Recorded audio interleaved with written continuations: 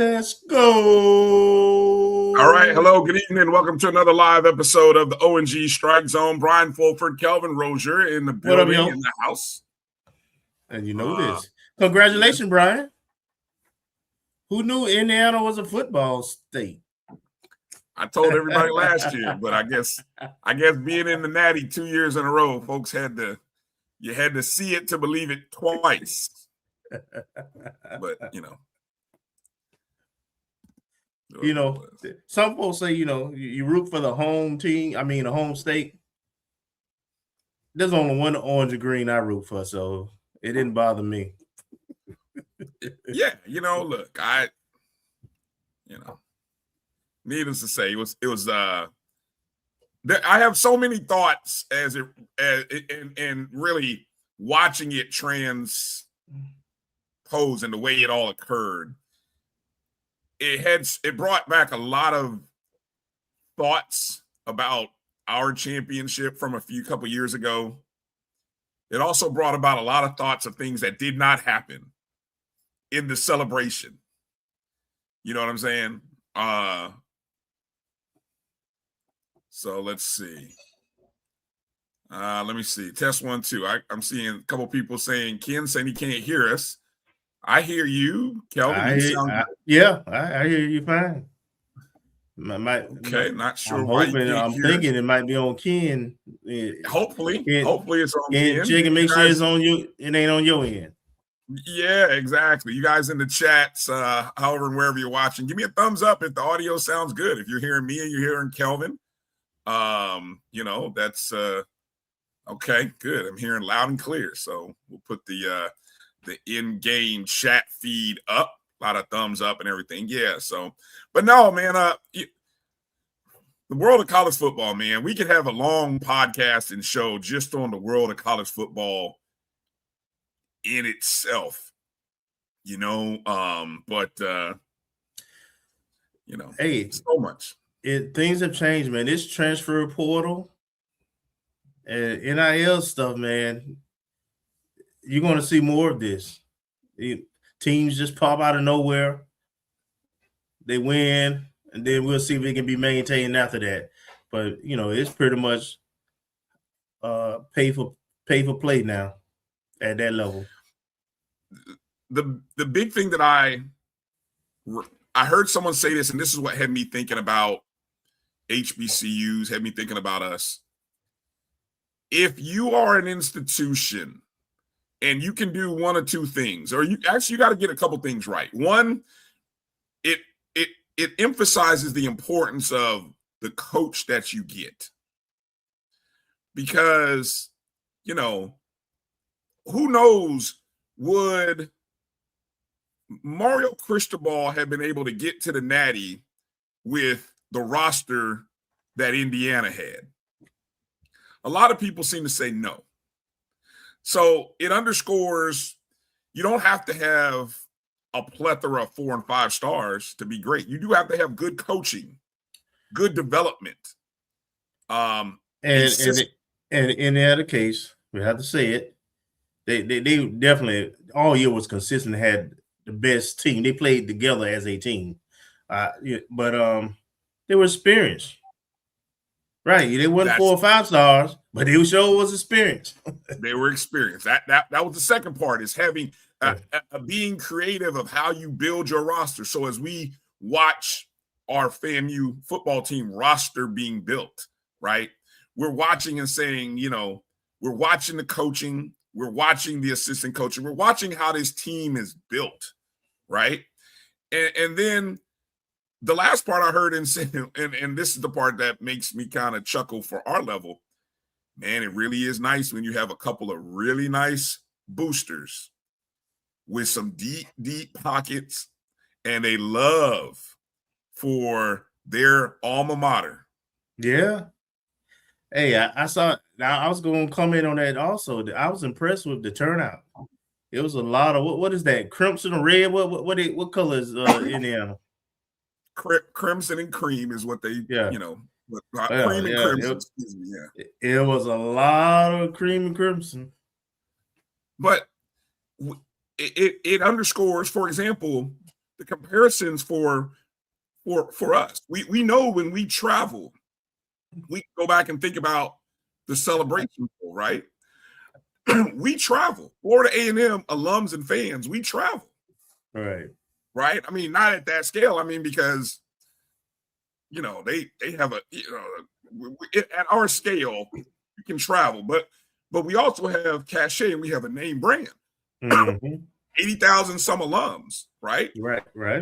Along with those 80,000 alums, you probably got times 2 or 3 of friends of FAMU, right? If you think about it, friends of FAMU, FOF. Yep. So all that to say is, how can you reach not only the alums but the FOFs, the friends of FAMU, and get them to buy in to the hype, right? So I say all that to say, while we are looking for the 1 or 2 big fish, we have to have that great support from not only us alums, but also friends of.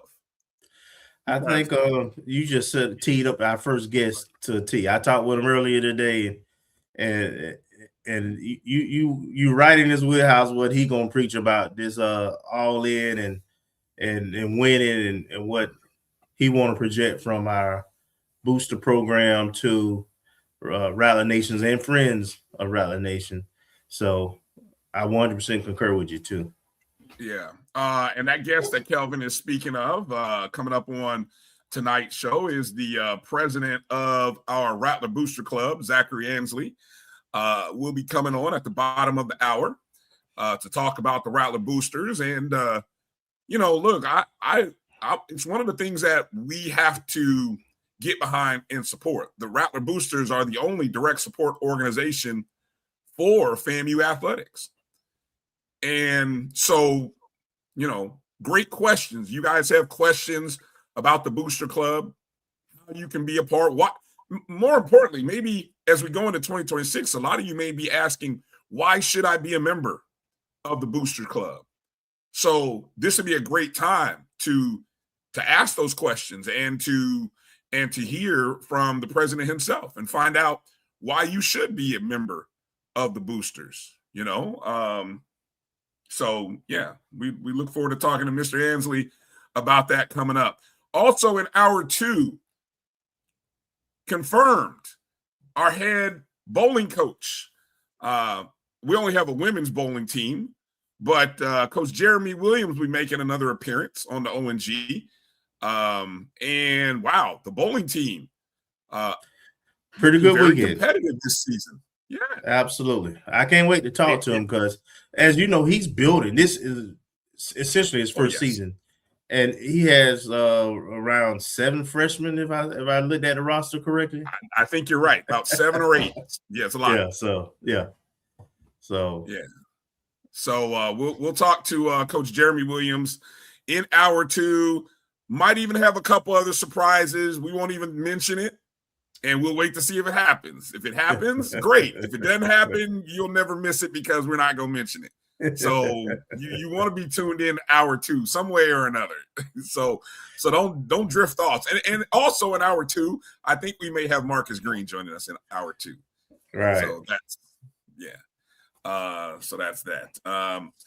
But hey, hit the thumbs up and the like button however you're watching us. Hello to all the friends watching us on the Jericho Broadcast Network, Black College Sports Network YouTube page, My JBN Online, where you can go and join and be a member. Got a couple of new or returning members that joined in this year. Makiba West, thank you for being a JBN member. Also, Mary 305 being a new member as well. So, you know, definitely thank you, Makiba. Thank you for becoming a member of our JBN YouTube page. Thank you, Mary 305 as well. And, you know, we'll get, as we go through the roll call, we always like to shout out our JBN Black College Sports Network YouTube feed subscribers. You're donating a cup of coffee every month. It helps. And so we appreciate all of you who make that financial commitment. Those of you who always want to drop a note in. Hold on, I got another one that I want to give a shout out to, and here if I can quickly find it real quick. Let me see if I can, how quickly I can pull it up here. Well, I'll try to find it. While I'm finding it, Kel, why don't you give the people the update on how the weather, and I only mention that because I know some of you in our space, you're going to have a weather system coming through your area, possibly. Just not just coming up, which this Monday and Tuesday that's coming, cold weather supposed to be here. It gets in the lows in the 20s, but this past Monday and Tuesday, there was some snow in the area. Now Tallahassee only got rain, but on the border, snow, I think. Taylor County to Marietta, all the way back west, they actually got some snow. Snow in Florida 2 years in a row. Who would have thunk it? So yeah, some cold weather supposed to be coming in. It's going to be 70 tomorrow, and I think through Saturday, and then that front comes through, and by Monday it's down to 28. So, good Lord. So yeah, in the chat, feel free to go ahead and let us know if you are one of those folks where the storm. Let's see, Mr. Campbell said it's from Texas to North Carolina, coming almost across the in the northern part of Alabama, Mississippi. The state of Tennessee looks like it's going to get wrecked. That's the one consistent thing I can say. When you look at the weather models, the state of Tennessee, there's no hiding. So, I mean, God bless and stay warm and safe if you are in the path of what'll probably be a heavy ice storm that'll be kicking up. No doubt. Be safe, stay warm. Yeah, definitely. Pay your utility bills because you need your heat. What's funny? I got that good old reminder call. I was just like, oh yeah, let me go. You might want to do that. Why they want to call me and they know we're not gonna get hit like that in Orlando, but they felt the need to call me. I'm like, why? Oh yeah, for you can get my automatic withdrawal, huh? Yeah, okay. All right, Emmett's in Nashville. Be safe in Nashville. Gail is in Cleveland. Gail, she says she's already getting it. So be safe up there, Gail, in Cleveland. Let's see. Little Baby says they're playing it by ear. So, yeah. Oh, no. He's just saying we're playing it by ear in hour 2. Yeah, we were talking about that hour 2. Oh, anticipating the special guests. Oh, okay. I got you. Yeah, we're just going to play it by ear. All right, let's get into it, though. We'll come back to the shout-outs. Hello to everybody. Anybody I missed. I'm going to just quickly give a shout-out to the folks as I'm seeing them roll. Kenneth Rozier, Jimmy Mack, Bulls in the building, in the house. Melissa Wilson, Marvin Allen, Steve Campbell, Meredith. Thanks for being a JBN subscriber. Emmett, B. Starks, another JBN subscriber. DQ Will, JT in the house. Marcus JY, thank you, Marcus, for being a JBN subscriber. Ashton Harris in the house. I'll start that one. What is Jimmy? Let me see. Anybody else? Let me see. Tamara T, thanks for being a JBN subscriber. Thank you, Tamara. Ron Jab, Lee ZW6WQ. That's all kinds of stuff. What up, Lee? Live for Hoops. Stay warm, Liv.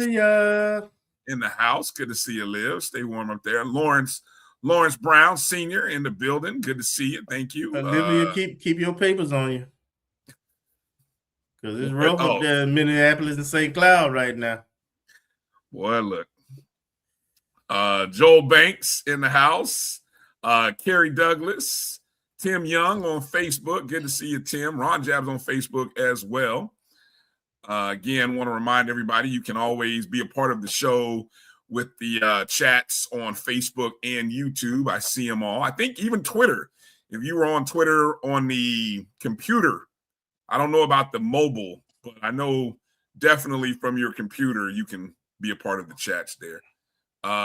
Sweet, good to see you, Sweet. Checking in as well. NC Rattler in the house. Anybody else? Little Baby, James Austin.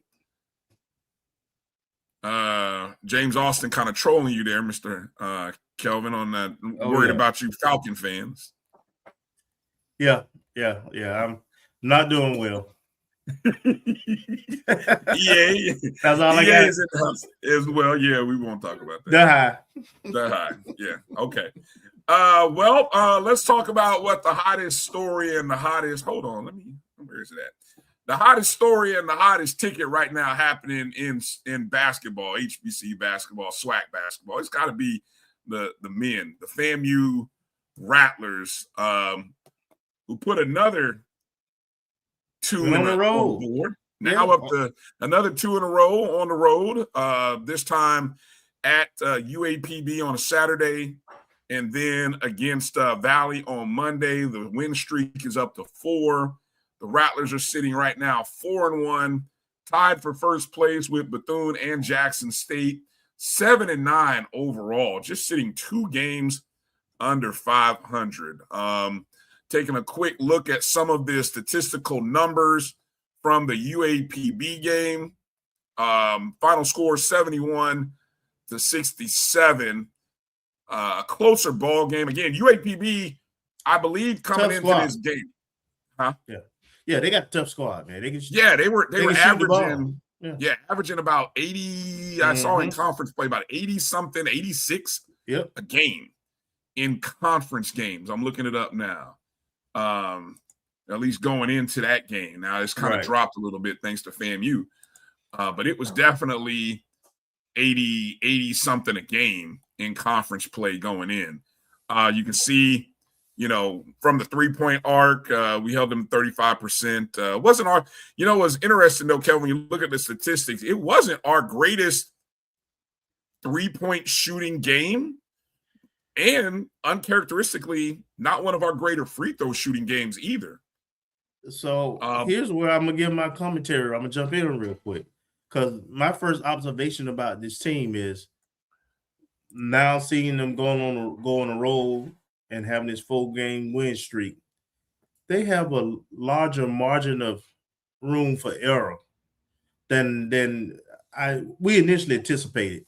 We done seen them win games where, like against Grambling, where they put up 90, and then they play a team like UAPB who can put up points in Valley, and you hold them, on the 70 and 50. I mean, we can win games a lot of ways. We don't have to shoot 3-pointers at a high clip to win.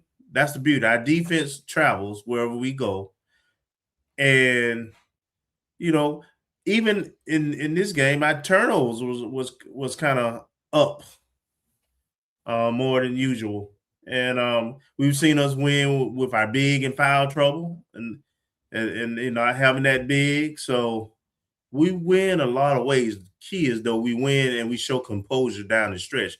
Now, we made our free throws at the end when we needed to. And I think I've seen a lot of people. I saw your show Sunday, and I know a lot of people are frustrated with how the game is being officiated in the SWAC right now. They're calling a lot of fouls, man. One of these games, I can't remember which one it was. But they call like 40 fouls on one team and 30-something on the other. It's just the officiators, they're too involved in the game, in my opinion. They're calling everything right now, and it's just killing the flow sometimes. this was a game, and I wish I had the video. Obviously, statistically, it was about as even a game as you can imagine. It came down to shot making. Particularly the last 3-4 minutes. Yeah. I mean, in the last minute, I'm just looking here at I'm going back here and I'm looking at the final minute. There were 1, 2, 3, 4 lead changes in the final minute. Excuse me. Of course, Jordan Chapman hits the big 3 with 5 seconds left to put FAMU up 70-67. But you had shot making all down the stretch. I mean, Anthony Knowles coming in with 14 seconds left, hit a big shot. That's the other beauty. The other beauty of our team from an offensive standpoint is there's not one guy you can kill. I mean, we have 4 and 5 guys who average double digits, and any of them going to get hot at one time. Chapman and Sanders tend to be more of your 3-point marksman, and then you got Dominant in the middle, which he's a physical big, and as long as he's not in foul trouble, he's very productive, man, and give us a lot of second chance points too. And then you got Shirley, who's capable. He's just not, honestly, he's not as aggressive as he probably should be with some of his shot selection. And then you got Octave, who's a total X factor, because he can handle the ball and he can defend the best guard on the other team. But he's shown that he's capable of going off from 3. And his game more is one of a slasher, but he's put in the work and developed that 3-point shot. So, we're a tough team to defend. Yeah, in this particular game, we got Antonio Baker back. Hadn't seen him in the last couple of games. Washington wasn't available or didn't play this series. So, of course, he played good minutes at home against Grambling State and Southern, but we didn't see him make any significant time at all. Not sure if he even made the road trip. Somebody in the chat, you guys may know for sure. But as you can see, Jaquan Sanders, I'm just looking to see, was that a team high or a game high? It was actually a game high. Game high, 18 points, 5 of 11 from the field, 4 of 8 from the arc, a perfect 4 for 4 at the free throw line, 5 rebounds, 3 assists, and a steal. Jordan Chapman with 17 in 27 minutes of action. He was 5 of 7 from the field, 2 of 4 from the 3-point arc with 5 rebounds. And then Miles Ndalma again with 15 in 31 minutes, 4 rebounds to boot. Somebody mentioned Shirley in the chat. Shirley had a good game, 8 points, 7 rebounds, 5 assists. So just a very balanced game for Shirley. B. Stark says Washington was there, but not dressed. So appreciate the heads up on that, B. And so then coming out of that game, we go to Valley to take on Mississippi Valley State. And first half, we jumped on them early. We were blazing hot early in this contest, jumping up as high as 13-3. I've even got some video for that game for those of you who are interested and may have missed it. But we jumped on them early in this contest. Let me see if I can pull up the numbers. While you're doing that, this game here was the outlier in conference play thus far for us. We did not play well this game, and we still led by double digits the entire game, pretty much. But we, as you saw, we shot under 30% from 3-point range. We turned the ball over quite a bit. I our free throw shooting was fine, but we ended up scoring barely 60 points, but we held them under 50. So under 50, yeah. Our defense was it was stellar.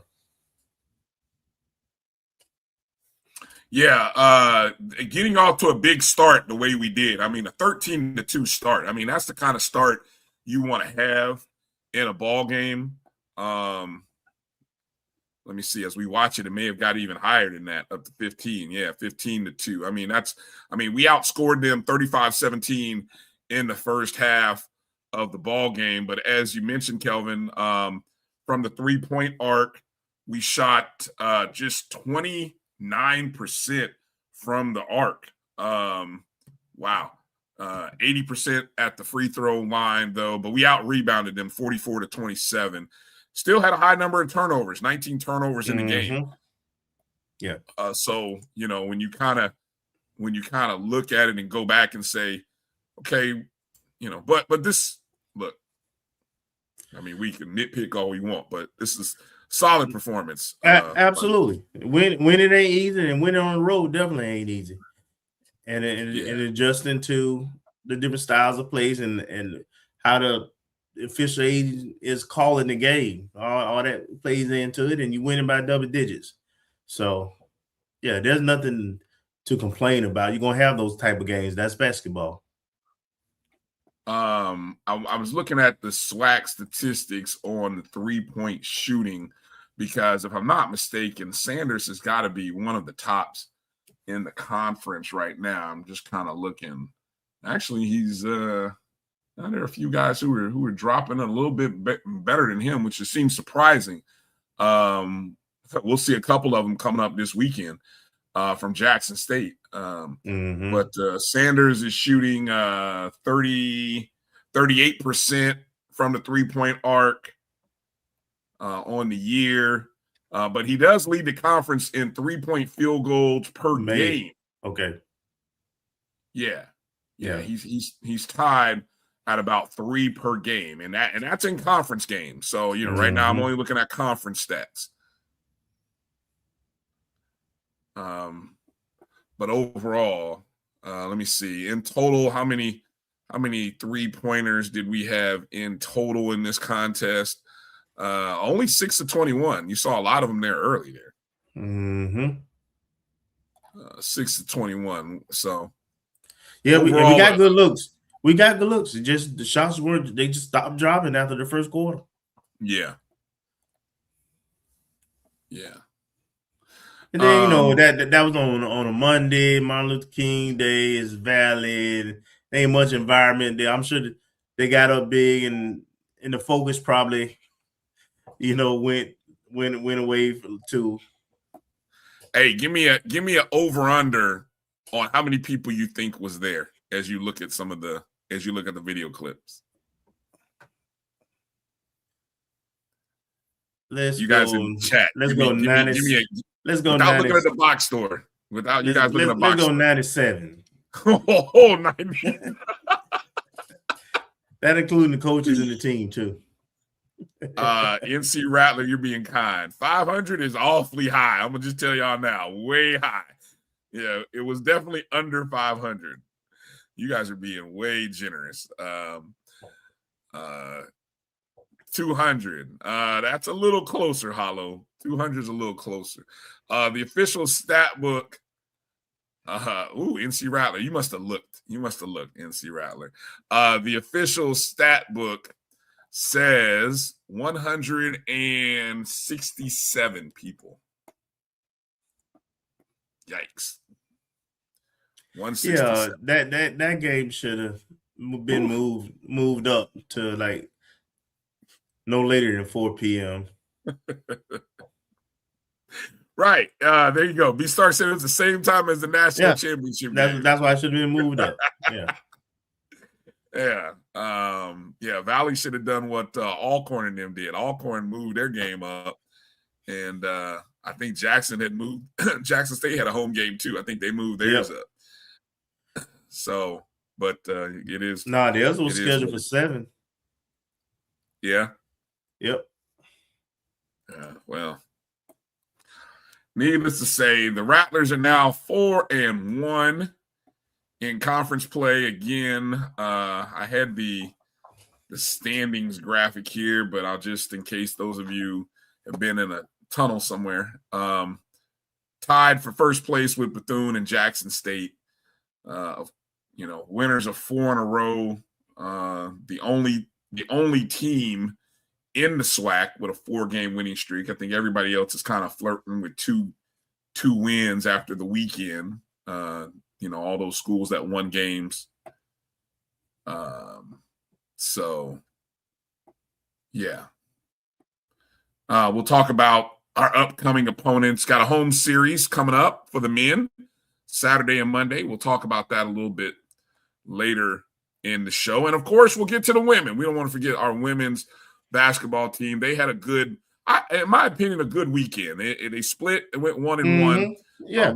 We'll talk about, we'll talk about that. I think when you have these weekend, and then when you look at it, Kelvin, when you look at the loss, and then you look at one particular factor in that loss, you say, okay, I get it. You hate that it happened, but it's very rare that happens. You have a bad half, and I think we'll talk about it, but I think our substitution pattern got off that second half too. We had, tonight our point guard only got 26 minutes that game, and she wasn't in foul trouble. Yeah. All right, let's take our first break, and hopefully we'll have our first guest, Zacahry Ansley, to join us coming up after the break. And of course, he's the president of our Rattler Boosters, and we'll get a chance to talk with him, and we'll hear not only about the All-In Restore to Strike campaign, but we'll find out what he has planned for the Boosters here in 2026. And we'll find out why it's important that we all be members of the Rattler Boosters. So hang tight. You're watching the O&G StrikeZone right here on the Black College Sports Network. We'll be back in just a moment. For over 30 years, HBCU Image has been more than just an apparel store. We've been a movement, a statement, a legacy. We celebrate the pride, the purpose, and the culture that make historically Black colleges and universities legendary. Whether you're a student or a lifelong supporter, our gear lets you wear your HBCU story with confidence and style. Because when you wear HBCU Image, you're not just wearing clothes. You're wearing culture. You're wearing pride. You're wearing purpose. HBCU Image, a Kenny T's company. From cancer care to accidental injuries to cardiac care, we all know that there are times that you can't control what happens in your life. But with Globe Life Family Heritage, you can be prepared to weather the storm when it comes. Call Dr. Beverly Eagle Rogers at 877-300-8269 or visit the website at globelifefamilyheritage.com. With over 25 years of serving communities, Dr. Beverly Eagles Rogers is here to help you and your family through difficult times. Dr. Beverly takes pride in Globe Life being one of the few companies that returns 100% of premiums to clients that stay healthy. So for more information, call Dr. Beverly Eagle Rogers at 877-300-8269 or visit the website at globelifefamilyheritage.com. Are you hungry for authentic Caribbean food like jerk chicken, oxtail, red snapper, shrimp, tofu, and rasta pasta? Well, find your way over to Mango's Caribbean Restaurant, 180 Auburn Avenue, right next to Royal Peacock in downtown Atlanta. Them belly full, but we hungry. Mango's Caribbean Restaurant, open daily from 11 a.m. to 10 p.m. And on Friday and Saturday, we're open till 4 a.m. Come to Mango's and put some spice in your life. So we've got a good thing going. Mango's Caribbean Restaurant, 180 Auburn Avenue, right next to Royal Peacock in downtown Atlanta. For more info or directions, call 404-698-3992 or log on to mangoscaribbeanrestaurant.com. For instant coupons, text MANGOS to 313131. Tell your mama hungry, papa hungry, brother hungry. Mango's Caribbean Restaurant, authentic Caribbean cuisines. Open up the door, tell your mama hungry. It's the 37th Annual Zora Festival. It's in Edenville, Florida, Saturday, January 31st and February the 1st. On Saturday, the all-white party tribute to Frankie Beverly with May's guitarist Jubu. Bread. Sunset. And Taisha Williams. And on Sunday, the Line Dance Party Live with Jeter Jones. Mike Clark Jr. And Boss Lady Coco. Tickets available at zorafestival.org. You're looking for the latest information on Southern University sports, the Southwestern Athletic Conference, and HBCU athletics. There's only one place to go. Tune in to the Carlos Brown Show, exclusively on the Black College Sports Network.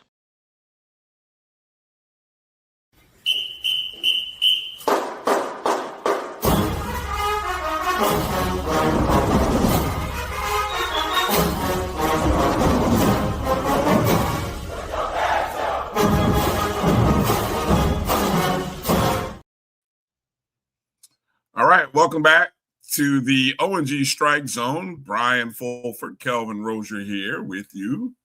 Coming up, we believe in this segment here in the bottom of the hour, Mr. Zacahry Ansley, at least that's what we have scheduled, president of our Rattler Boosters.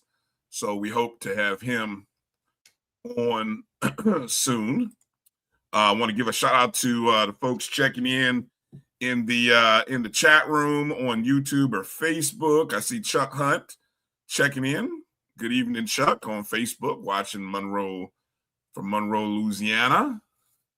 Alfred Palmore checking in for the first time. Hollow checking in as well. So a few more folks getting in the chat. So it's good to see you all as well. The transfer portal did close on Friday or Saturday. So was it Saturday? So I haven't seen the official numbers or the latest numbers in terms of how many student athletes are in the portal looking for new homes. We did see a few guys make a sort of a flip at the last minute. You know what, Kelvin, there's a story that just as I'm talking about the portal, and those of you who may or may not be following it, and I only mention it because obviously everything that happens in college sports will somehow trickle down to our level. But have you paid attention to the story regarding the Duke quarterback? Yeah, very interesting. He signed with back with Duke, evidently during sometime shortly after the season, and then people are saying it's Miami, but evidently someone offered him more money, and he had committed to going there, and now Duke is suing him because he essentially saying he had a contract with them.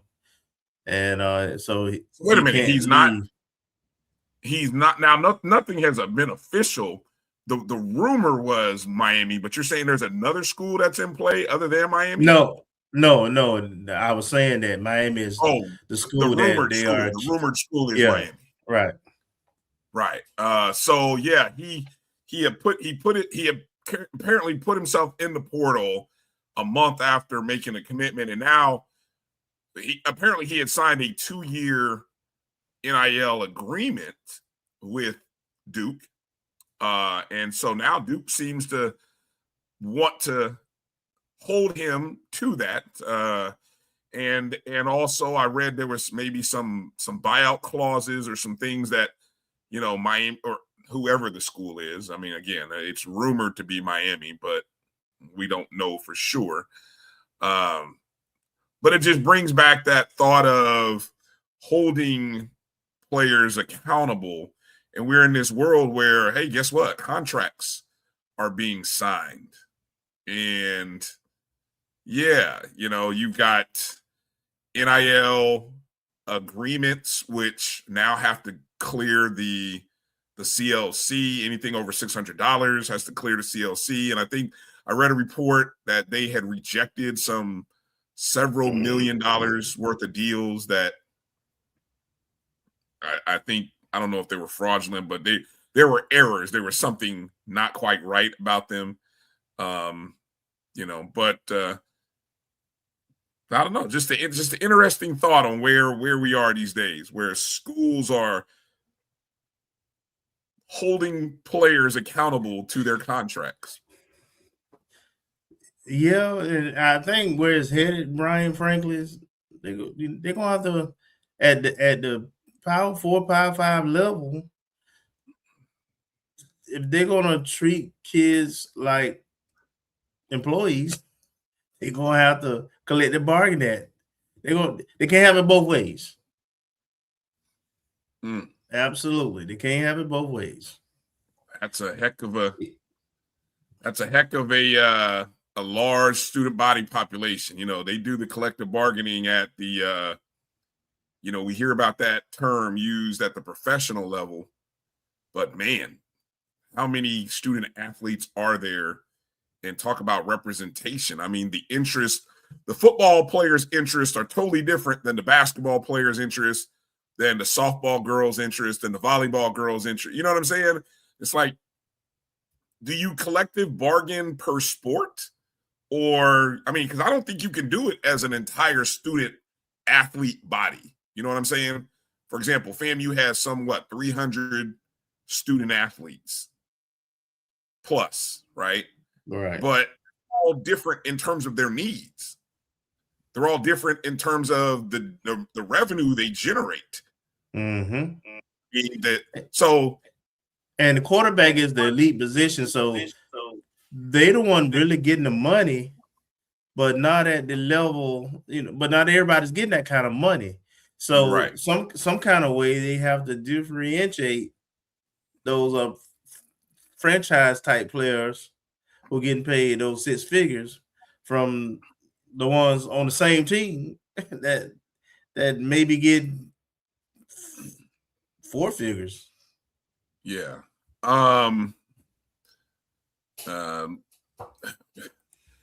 Nehemiah, great comment here. I don't know. Maybe I'm crazy, but I don't know if when we say falling behind, are we really falling behind within our market? Again, we are not in the Power 4, Power 5 market. We are not even in the Group of 5 market.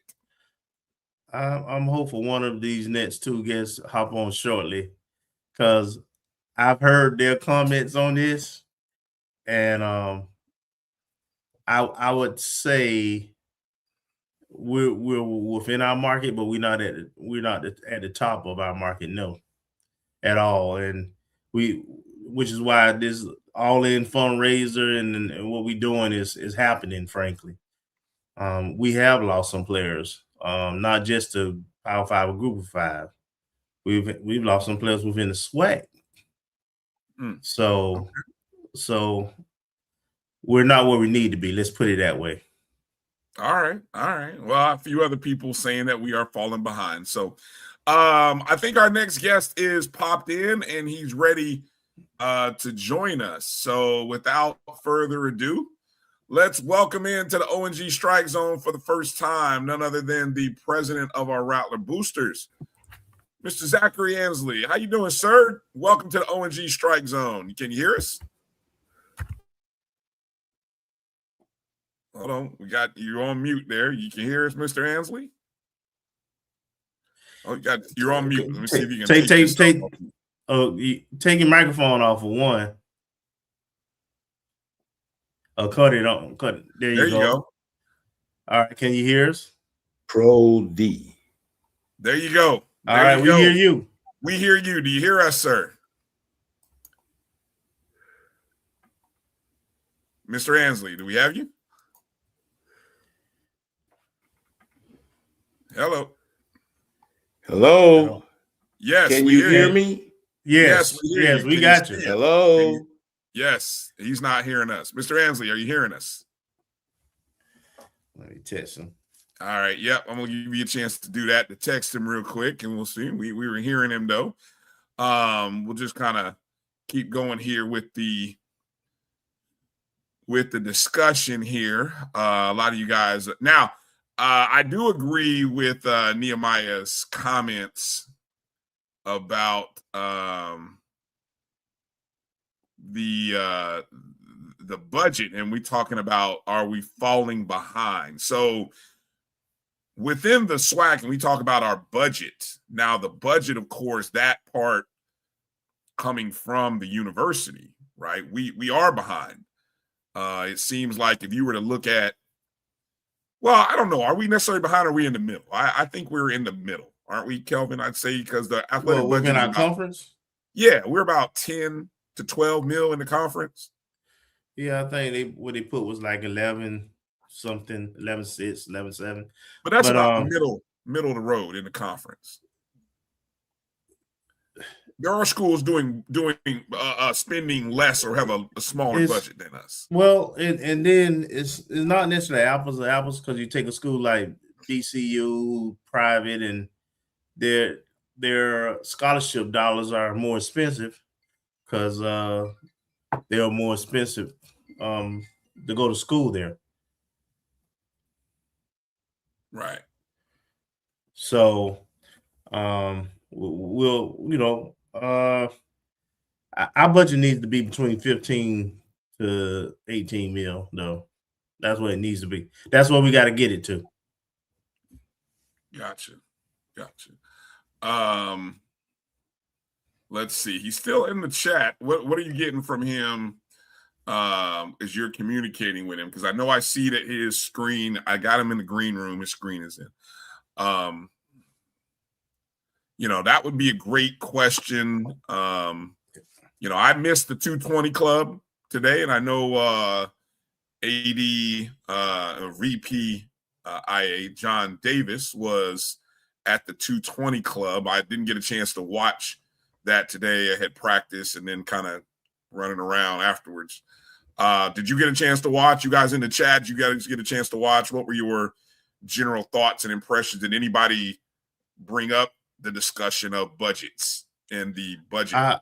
I was able to. I didn't watch this, but I was able to read Gerald's recap of some of it, and I was at the press conference and heard a lot of what was said. And I like what I hear in terms of basically institutionalizing and modernizing what we do and trying to set up the program for excellence on field, in the classroom. All that sounds real good. It does sound good. What's the plan? And what's our benchmarks? When we gonna get there? The devil is in the details. That's what I'm waiting on. Okay. And I don't know if he can hear us or not. You want to check and see? Well, I'm looking. I think he's gone. He's not. He's not in the. I see him in the green room. Okay. Yeah. So, yeah. But I would encourage you guys, if you haven't watched it, go back and watch the replay. The Eddie Jackson 220 Quarterback Club. You can find it on YouTube. You can find it on Facebook, I'm sure, as well. But I'm seeing a lot of people. Rick Kinsey said he did a good job. So good reviews. That's definitely. I will make a point to watch the replay when I get a chance. But it sounds like it was overall. I'm seeing lots of good comments. So that's great. Yeah. He does seem. I'll say he does seem to have a good understanding of what athletics should look like, and he's obviously did some research on that.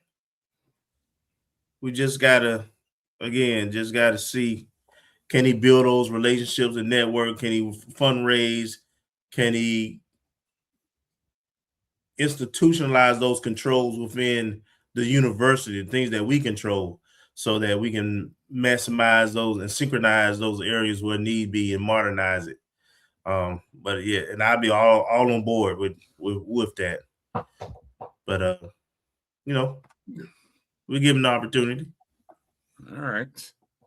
Let's while we try to figure out some of the situations going on with our guest and his connection, let's get into talking. Let's recap a little bit of the women's basketball weekend action from Thursday as well as on Saturday.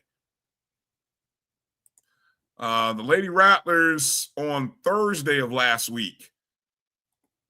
But I think this was a season high, if I'm not mistaken. I'm gonna go back and it felt like a season high. I'm gonna go back and quickly look at the schedule, but they put up 88 points. Let me see in their wins. It was a season high. A season high 88 points against Mississippi Valley State, where you had a pair of Rattlers score over 20. Shania McCarthy scored 23 with 8 rebounds. Tanija Purefoy with 22 and 8 assists. The team, again, another high level of free throw shooting, 82%, 30%, 31% from the three-point arc, 44% from the field goal area. Your thoughts on the game against Valley? I think we had a couple other young ladies in double figures. Yep, Camille Jackson and Maya Giles Jones both scored 13 each. It was my favorite game of the season so far for the women for multiple reasons. They faced some adversity early. There was quite a few fouls that were called. Valley got up and in the second quarter, at 13 points. Yeah, with about 4 or 5 minutes left in before half, and we had 2 people in foul trouble, and it was looking rough. And then we closed the last 2 minutes of that half, closed that 13-point lead to 5. Right, and I knew, coming out of the second half, because our rotations were all because of the foul trouble and everything, we had to sit people, that we'll be in position to make a run. That third quarter was the best basketball I've seen our women play in probably since Liv was playing for us. That third quarter, they put up 29 points. Outscored them 29-13 in the third quarter. Yeah, they put what's happening on them in that third quarter, and then put another 22, I believe, in the fourth. Yes, 25-22 in the so we put up 25 points in the fourth quarter. Yeah, man, that second half against Valley, those ladies were just locked in, and the formula that we have to win with this team. Now, I mentioned it with the men's team, they have a large area of window to a lot of ways they can win. The one is real tight with the ladies, but they were in their wheelhouse in this game when they take the right shots. And I love that, all their wings, they understand what shots to take, even though they don't make them at a high clip percentage wise. Typically, it's important that they take those open shots, because that allows our big and our wings are very athletic. That allows them to get those rebounds and some fouls and putbacks and some kickouts to shooters. And so that second half of that Valley game, that was some beautiful basketball, and we were making shots along with it. I love that comment, NC Rattler, because it brings up a point about staying in our wheelhouse that I want to add to. Kelvin, we were 4-13. You look at the field 3-point percentage, right? 31%. It's not great. 4-13. I don't think we forced a lot of threes. Right. And you mentioned the mid-range game of Camille and Shania McCarthy. And I would say Maya as well, M1. I mean, she's got a nice mid-range game. I mean, I'm looking at Maya and Camille were both 5 of 8 from the field. No 3-point attempts. They're both 3 or 4 from the free throw line. So to me, that's telling me they're not forcing shots that are outside of. I'm not saying that they can't shoot them, can't make them, but hey, if they're It's just not as their effective. Yeah. And this team, hold on. While I'm looking in the SWAC stats, I feel like we are one of the top free throw shooting teams in the conference. I just feel that way. They do that at an elite level for sure.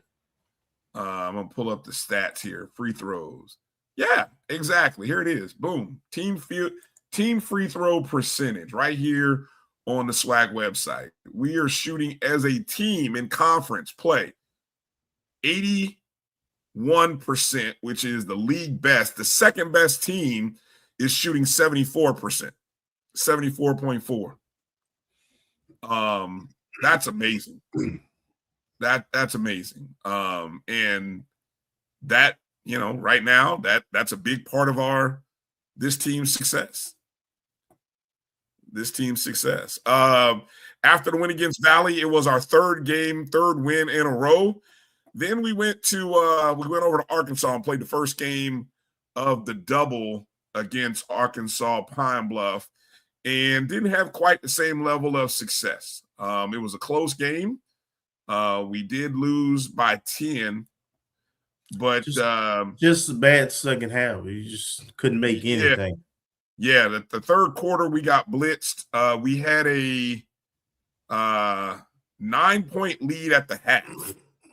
9-point lead at halftime. Got outscored 24-14 in the third quarter. So we're down 1 at the end of the third. And then we let one player pretty much. It was only one player who's got hot start making threes for them, for Pine Bluff. Yeah, Jaliyah Pelly. I mean, if I heard her name one more time called in that game, Pelly this, Pelly that, Pelly. Pelly was killing it in that contest. She had a game-high 23. She was 6 of 8 from the arc. They had another young lady, Jasmine Davis. She was 4 for 9 from 3. And this might have been one of Tanija Purefoy's lowest producing games, and she only scored 2 points. Right. Only played 26 minutes, I believe. Yeah. So I mean, that part was kind of and when they created the separation, when they came back and took the lead from us in the third quarter, she was off the floor a lot. So I don't know if something else was, maybe she was unaware. I don't know what the case was, but she was not on the floor as much as we're used to seeing on the floor for sure. We're used to having her on the floor close over 30. And why was she not playing as much? We don't know. She did have it wasn't a foul situation because she only had 2. So, for whatever reason that she was not there in the contest, it mattered because statistically she's averaging. Hold on, what is she averaging on the season? I'll tell you here. I think it's probably right now she's averaging 10 a game. So, you're talking, and in conference play it's probably a little bit more. So we're definitely missing her production. So, all right. So that we went 1-1. So not bad. We got to split. 3-game winning streak comes to an end. We defended home. We got to split on the road. So we're in good shape right now. Now we got to defend home starting tomorrow against JSU. Yeah. We'll talk some more about that coming up. All right. I think we got Mr. Ansley in. Fingers crossed. Let's see what we got here. Hello there, Mr. Ansley. Boy, finally. How you doing, man? All right. Challenging for me to get in. The devil is a liar. We got you. We're doing well. We know sometimes that the internet don't want to let us be great sometimes. We understand, and our computers as well. Well, welcome to the O&G, sir. I appreciate you putting it on the internet. How are you doing this evening? Thank you. Great. Well, of course, for those of you who may not know, Mr. Ansley is the president of the Rattler Boosters. Why don't you kind of give us a little bit of your background and a little bit of your FAMU story, if you would, Mr. Ansley, as we get started with you.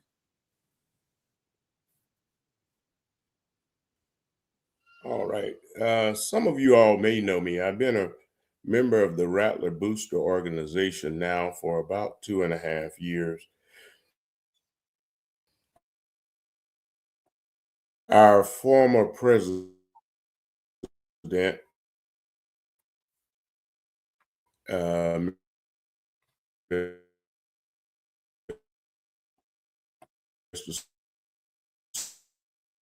Selvin Cobb decided, and I decided that we want to connect with our Rattler Booster members, the current ones, and those are our life members, Venom members, subscribing life members, annual, and students. We want to give them information, and my desire is to do that on at least a monthly basis of what we are doing as Rattler Booster, as a Rattler Booster organization, so that you'll know what's going on. Secondly, we want to be somewhat aggressive at trying to recruit new booster members.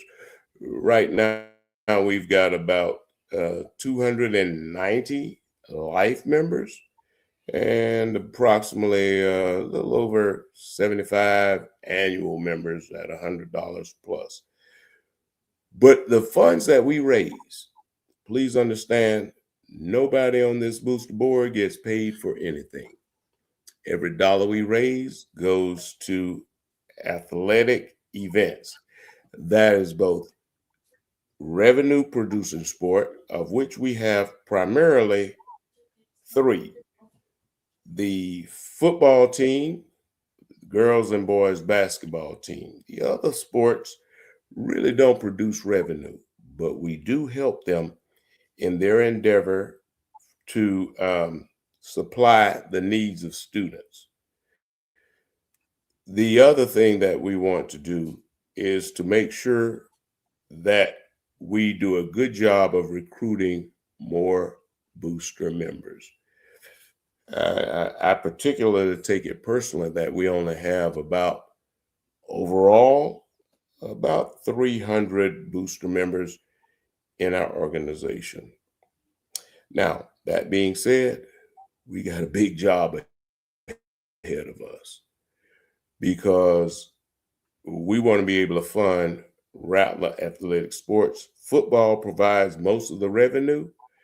That being said, there is a fundraiser going on right now called Restore the Strike. And I'm sure that some of you all, or most of you all have heard about it. That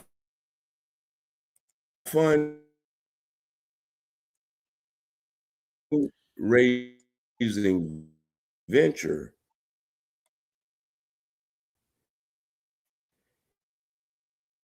the goal is to raise fun things, at least in football. We don't want to stop there. But this is crucial. This is very crucial. Quinn Gray might be a good coach. He was definitely a good football player, but he can do no good if he doesn't have student athletes that he can coach that are competitive on the field. So that $250,000 that we're trying to raise by January 31st is crucial. And we need your support. Well said. And just to let everyone know, up in the let me get this out. In the upper right corner of your screen is a QR code to scan and be a part of the All-In Restore the Strike campaign. The last couple of weeks we've had on guests to promote this. Last week, we had on Marvin Green. We pushed over the 300 donor mark, but we're still a ways away from the goal. So I'm sure there's somebody watching right now who has not contributed. It doesn't have to be the $250 if you don't have it. We'll take any amount that you have that you want to give. It's all going towards the Restore the Strike campaign. So we need more donors. That's the thing. We want to keep pushing that number up. So just wanted to make everybody who's watching our show aware of that. Go ahead, Kelvin, with your next with the question there for Mr. Ansley. Yeah, you trying to take Mr. Ansley thunder, because we talked earlier, and that's some of the things that he specifically mentioned. We were, last time I checked before we came on, I think we were over 151,000. So it's time for everybody to kick in and get it done. I want you to expand upon some of the things you shared with me earlier, Ms. Ansley, in terms of the importance of giving whatever you have and the urgency of now.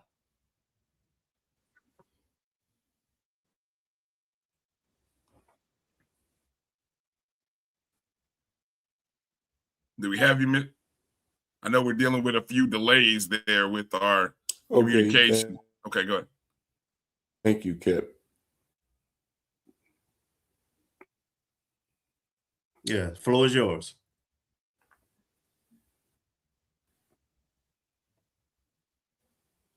We have over 144,000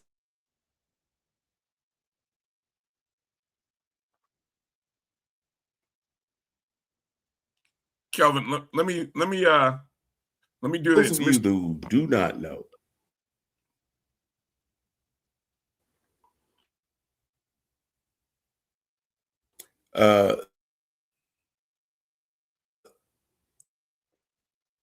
you can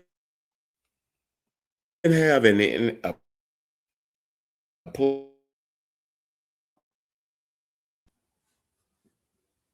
Yeah, all right, let's do, Kelvin. Let me do this. Yeah, let me do this for a second. I want you to reach out to Mr. Ansley here in the break and see what we can do with the signal, because I know he's got some important stuff, and I feel like it keeps pausing. The signal is not coming through very, very good, so it kind of keeps pausing. Fading in and out. Yeah, so let's see what we can do on the back end. Hey, our special guest finna hop in too, so bring him on soon.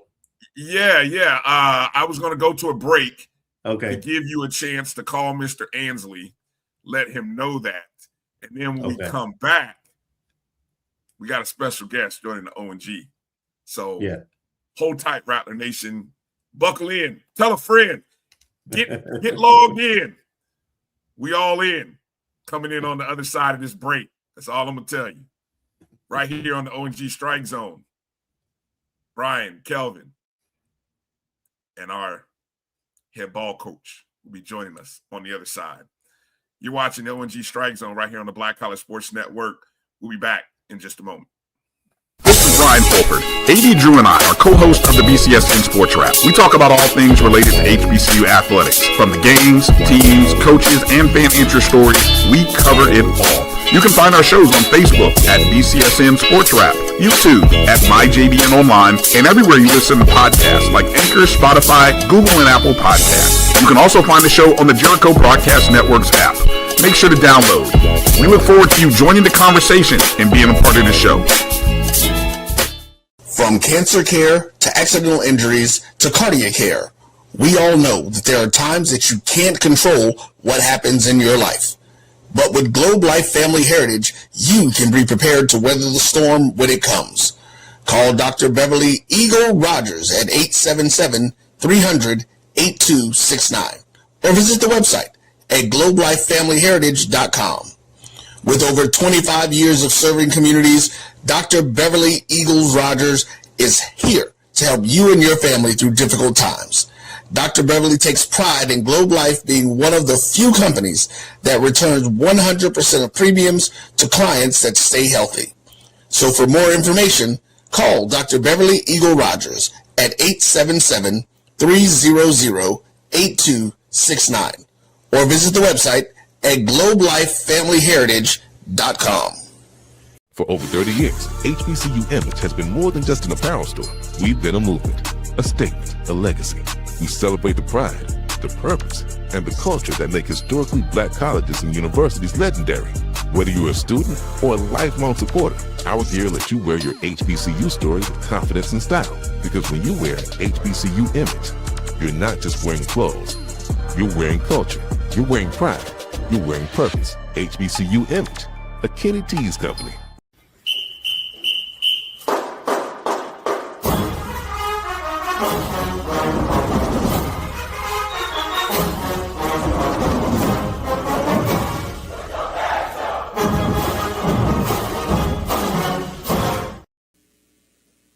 Let's talk about a couple things. As the leader of this program, let me help you understand who I am not. I am not the 19-year-old Quinn Gray that played against Youngstown State over 30 years ago. If you are still living in that decade, shame on you.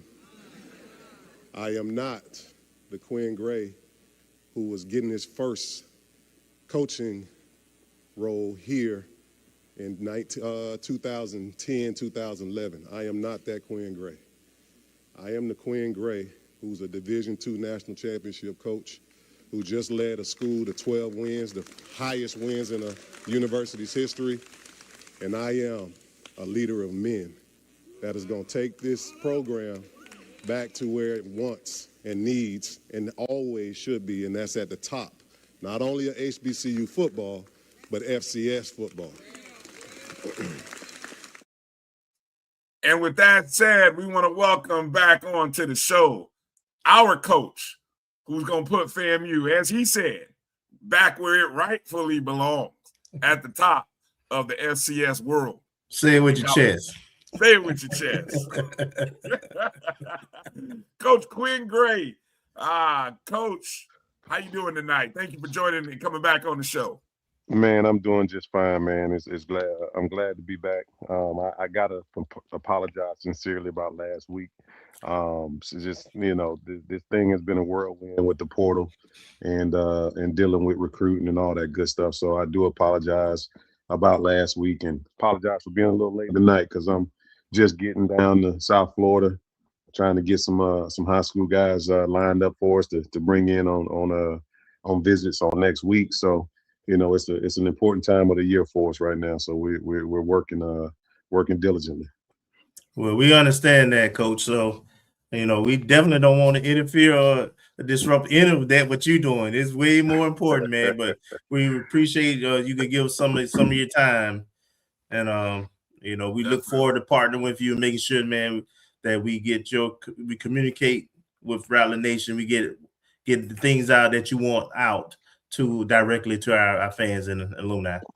Absolutely. Coach, let me go back to that clip, that press conference. That was a bar, by the way. Where did that come from? People will say, you won the press conference. We understand that, but that felt that was a mic drop. Was that something? Where did that come from? Just take us behind the scenes, because I'm sure that was something that it felt like you've been sitting on for a minute. Bryan, to be honest with you, man, it was something that's been sort of kind of festering for years, to be honest with you, simply because we sometimes people tend to hold on to things that they got to let go, right? And when it comes down to it, we all go through things in life that teaches us and gives us different experiences. And for me, as a player, that Youngstown State is one of the most gut-wrenching and difficult things that I had to deal with in my playing career. And to have people that continue to try and make me relive that by telling me how disappointed they were that they couldn't get and make reservations and things like that. You know, that was almost 30 years ago of my life, and I've moved on. So I had to let people know that it's time to move on, because I ain't that same person. And it's the same thing with, you know, my first opportunity at FAMU when I was just a position coach and worked under Coach Holmes and things like that, when I was just getting my first opportunity to be a collegiate head coach.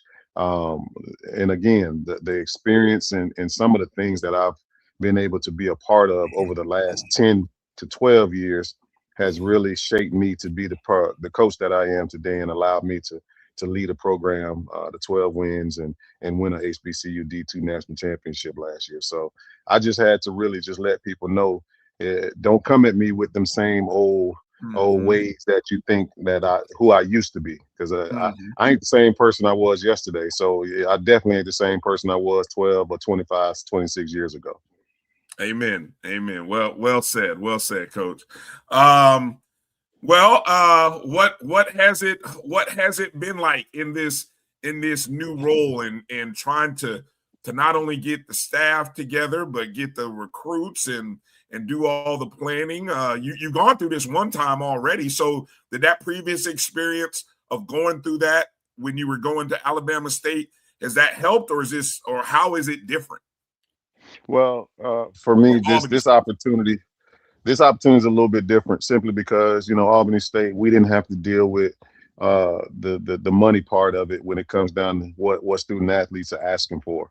You know, when it comes down to Division II football, you got people and kids that really just want an opportunity to play the game of football. While we deal with different aspects of it and kids sort of kind of utilizing us as a farm system, that's sort of kind of the way that we had to present it. You know, you come here and do some good things and help us win championships. Those Division I schools will come knocking at your door. You know, and that's happening all across college football. It don't matter what you do or where you're at. If you can play football, those bigger schools go come find you. You know what I mean? So the biggest thing that's sort of kind of disappointing in this whole process is I want to say the undervalue of the education, right? And I think that's the part that's so disappointing in this thing. These young folks don't value the education that these institutions are able to give them. And for me, that's the biggest part for me when I talk to these student athletes, when I go in their homes and talking to their parents to try to help them understand there's still value to your education, because football ain't gonna last forever.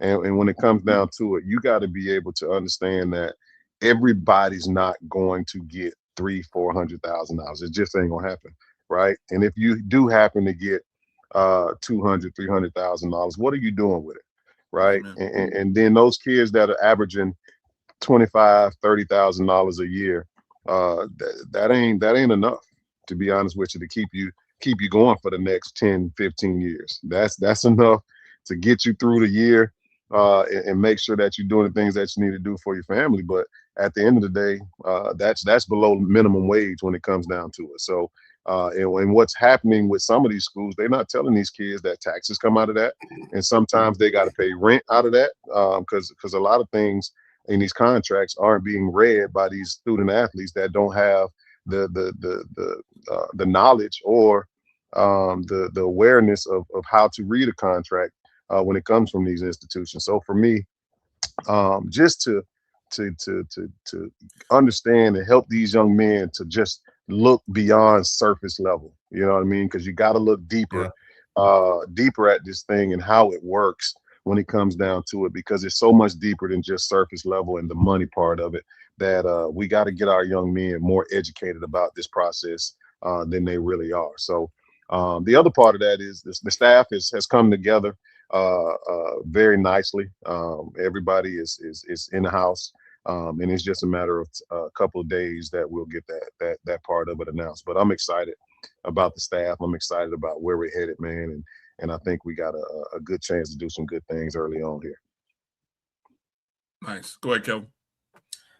Coach, talk about your roster management. You coming in, you had to try to get some guys. You had some guys in the portal. You were able to talk to some guys, and they came back out.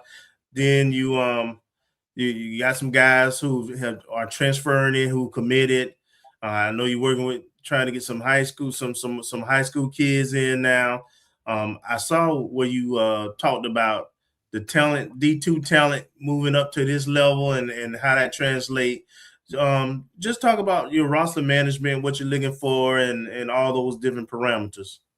Well, for all intent and purposes, Rozier, like, we know we need good football players. ain't no doubt about that. We need good football players, and the football players that were good for Florida A&M last year, we want to try and make sure that we keep them on our roster. While there are some good football players on our roster, I'm more interested in good people, right? So some of those good football players, just doing some research, weren't necessarily good people, and we let them go ahead on about their business, to be honest with you. So some of the guys that decided or got in the portal and ended up not being back, because I want to say, to be honest with you, all of them really wanted to be back, but some of them we didn't invite back because they weren't good teammates, they weren't good people, and that's just doing research, and that's what you got to do when you're trying to build a program. You got to do your research and understand who's going to be in your program, because you're trying to make sure that that proverbial word culture is where you want it to be. So for us, the guys that we did bring back and got out of the portal were guys that we felt were going to help us do the things that we needed to do to take that next step and get this program back where we needed to be. And then we had to go and find some folks out of the portal that fit into what we did from a academic and then from a athletic standpoint. You know what I mean? We had to find guys that fit into the FAMU way, because we all know FAMU is the Harvard of the South, or Harvard is the FAMU of the North. You know what I mean? Whichever way you want to think about it. Right. At the end of the day, FAMU has some really some great standards when it comes down to being admitted to the university. So we had to find folks that fit into that mold and make sure that we're bringing the right guys in here that are going to be able to withhold that standard of being academically sound in terms of the university. So we did some good things in that realm. Our coaches have scoured the portal and scoured the country in terms of just trying to find some good guys that are going to fit into our what we do from a program standpoint, then also just from a football standpoint. But for the most part, man, if we feel like if we get good people, we getting good football players, because at the end of the day, if you're a good person, we can mold you into the football player we want, as long as you're coachable and as long as you understand that the FAMU way is the only way if you plan on being here. So like we're doing, we're trying to get some, like you said, some of these high school kids that are sort of kind of that clay that we're gonna be able to mold and mold them into what we want them to be, versus having, you know, some of the transfers that are already set in their ways and things like that, because some of the transfers just came in and asked, what can you do for me? You know, what I can do for you is put you back on that plane and get you back where you came from, because that ain't really what we're about, to be honest with you. So at the end of the day, we did pick up some great talent in the portal, but we're also making sure that we're bringing the right people to Florida A&M that are going to do what they need to do for their academic prowess versus just what can somebody do for them from a financial standpoint. Okay, and let me follow up with the roster management piece. Do you know where your numbers currently, and do you know how many you planning on signing with the net signing period? Well, right now we're hovering around 80, 85, which is going to give us a good chance to have a good spring ball and evaluate the guys that are on the roster, because that's truly what it's about. It's about us being able to get through spring ball, evaluate the guys that are on campus, and hopefully we'll be able to sign about 15 or 20 guys from a standpoint of high school talent that'll be able to come in next year and compete, because as we know, with the advent of the portal, you know, there's some quality talent that's being left out for on the high school level that isn't getting the recognition that they normally would because of the portal. So we're able to bring in some better quality talent versus what it used to be in the past. So for us, we're making sure we're doing our due diligence and evaluating these high school kids from an academic standpoint, a social standpoint, and then most definitely from an athletic standpoint. Okay. Let me ask on that, following roster management, what are when you looked at your evaluation of what was here, what you're bringing in, what areas did you look at and say, we have to go and bring and get better in this area? Was it the trenches? Was it the receivers? Was it the DBs? Was it all of it? I don't know. A lot of, folks want specifics, Coach. Yeah, to be honest with you, it's all of it. But where we're going to start is in the trenches, because that's where the game's won, right? Although there were some good things that were done on the offensive side of the ball and defensive side of the ball in spurts last year, there's always room for improvement in the trenches. And that's where we're going to always start our evaluation of the program, in the trenches. How good are we and how good can we be? And where can we get to is where we really start our evaluation process with the team. So for us, it's really about being able to stop the run and rush the passer. So as we've seen, we've signed a couple guys that we feel like are going to get out after the passer. And then from the standpoint of protecting the quarterback and opening up some holes, we got some guys. I'm actually, when I get off of here, I got some paperwork to do in terms of scholarships, so I can get it out to these offensive linemen that have committed to us, so we can make sure we get them in the fold. But for the most part, for us, it's always going to start up front, protecting the quarterback, making sure we're opening holes, making sure we're stopping the run, and making sure that we can rush the passer is something that we're going to put a premium on, because that's where it truly starts.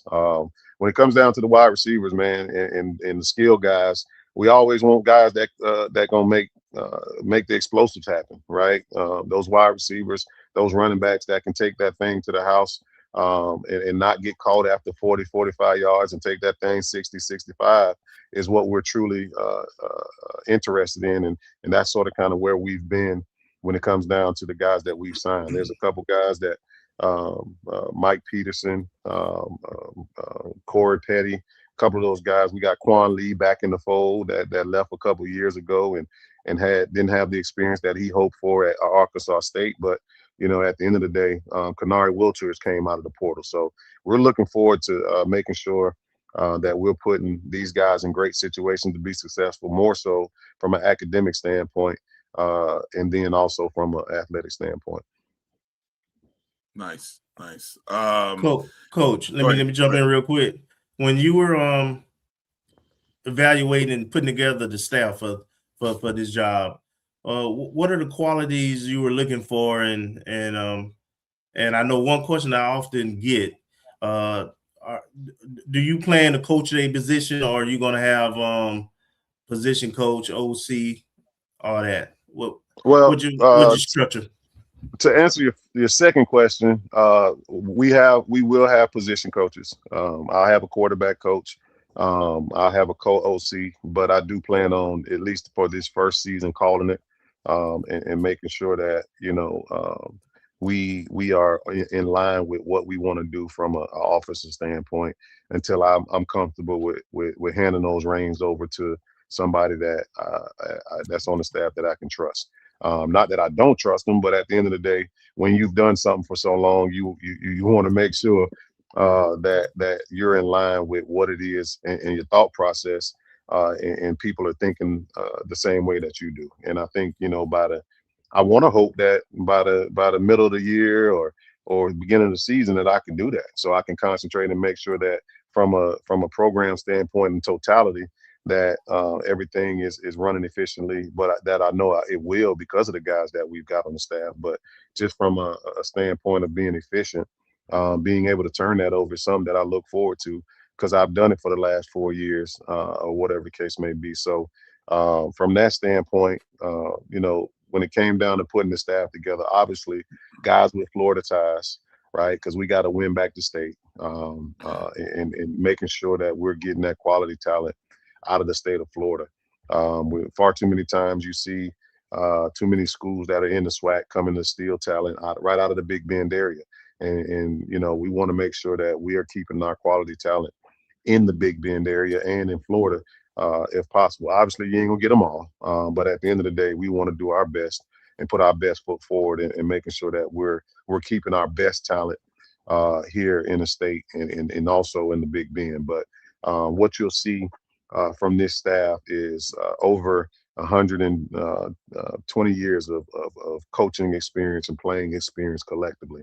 We got former professional professional athletes, possible future Hall of Famers from an NFL standpoint, local legends that'll definitely help in the recruiting of the Big Bend area, and then just guys that have done tremendous jobs on the collegiate level, leading those their respective places where they've been to championship type efforts. And that's more so what I look for when it came down to the staff, guys that are leaders of men, guys that have ties to the state of Florida, and then guys that had championship pedigree that would definitely lean to the success of Florida A&M University. Coach, I think I read somewhere that the coaching staff will be officially announced sometime within I'm going to say a week is kind of what I read. Maybe I read that wrong. Does that sound about right? If it's up to me, I'd have released it yesterday. No, I'm just joking. But I was gonna say you can drop a name if you want to. Any HR approved name, Coach. You can drop a name if you want. We're getting everything together. There's about one or two more guys that we got to just make sure paperwork and all that good stuff is situated. And I'd like to say hopefully by Friday we be able to announce the staff no later than early next week, so that we're able to continue to build that excitement about the program and where it's headed in the futures. But again, I think folks will be excited about the quality of coaches that we've been able to assemble here at Florida A&M with this first coaching staff. And I think, from a standpoint of understanding where some of these guys have been in their careers is really going to be exciting moving forward for the direction of the program. Coach, I know you got to go, and I want you to make sure you get them scholarships to those guys. I heard him say that, right? For somebody beat them. But I have one final question before you get out of here. That final question is, why did you choose the time frame, the dates that you chose for the spring game? Well, what I wanted to do, man, was for me, it's about a collective effort. I want us to be as involved and in tune with what the university has going on from a student standpoint. And with that, I reached out to student activities and made sure that, we were doing things in line with the Be Out Day. Be Out Day is a big thing. When I was a student athlete on campus, Be Out Day was part of what we did during the spring. And April 4th for us is Be Out Day. And that culminates with Orange and Green Week. So, you have a week full of activities that are going on in and around campus, sort of kind of like an open house type of situation, atmosphere for incoming freshmen that'll be on campus. So we wanted to incorporate the Orange and Green game with all that, so that the excitement about the program and where it's going, and everybody will be able to, witness firsthand what they have to look forward to going into the fall. So for me, man, it's a collective effort, from the athletic department, myself. I understand, and I think that's the biggest piece for me, man. I understand what it's supposed to look like on our campus. Myself, Coach Ward, and Coach Gordon were talking just earlier today. FAMU is a gold mine, man.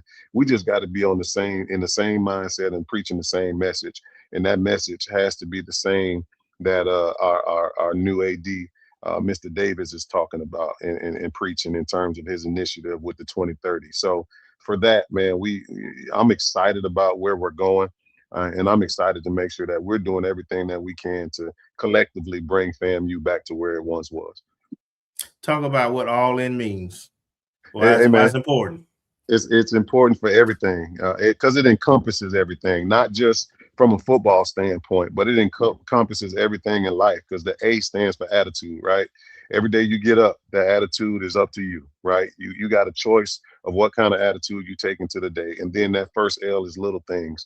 If you don't handle the little things, they turn into big things, and then you got big problems. So you want to make sure that small and minor details are things that you take care of. And then that first L is love.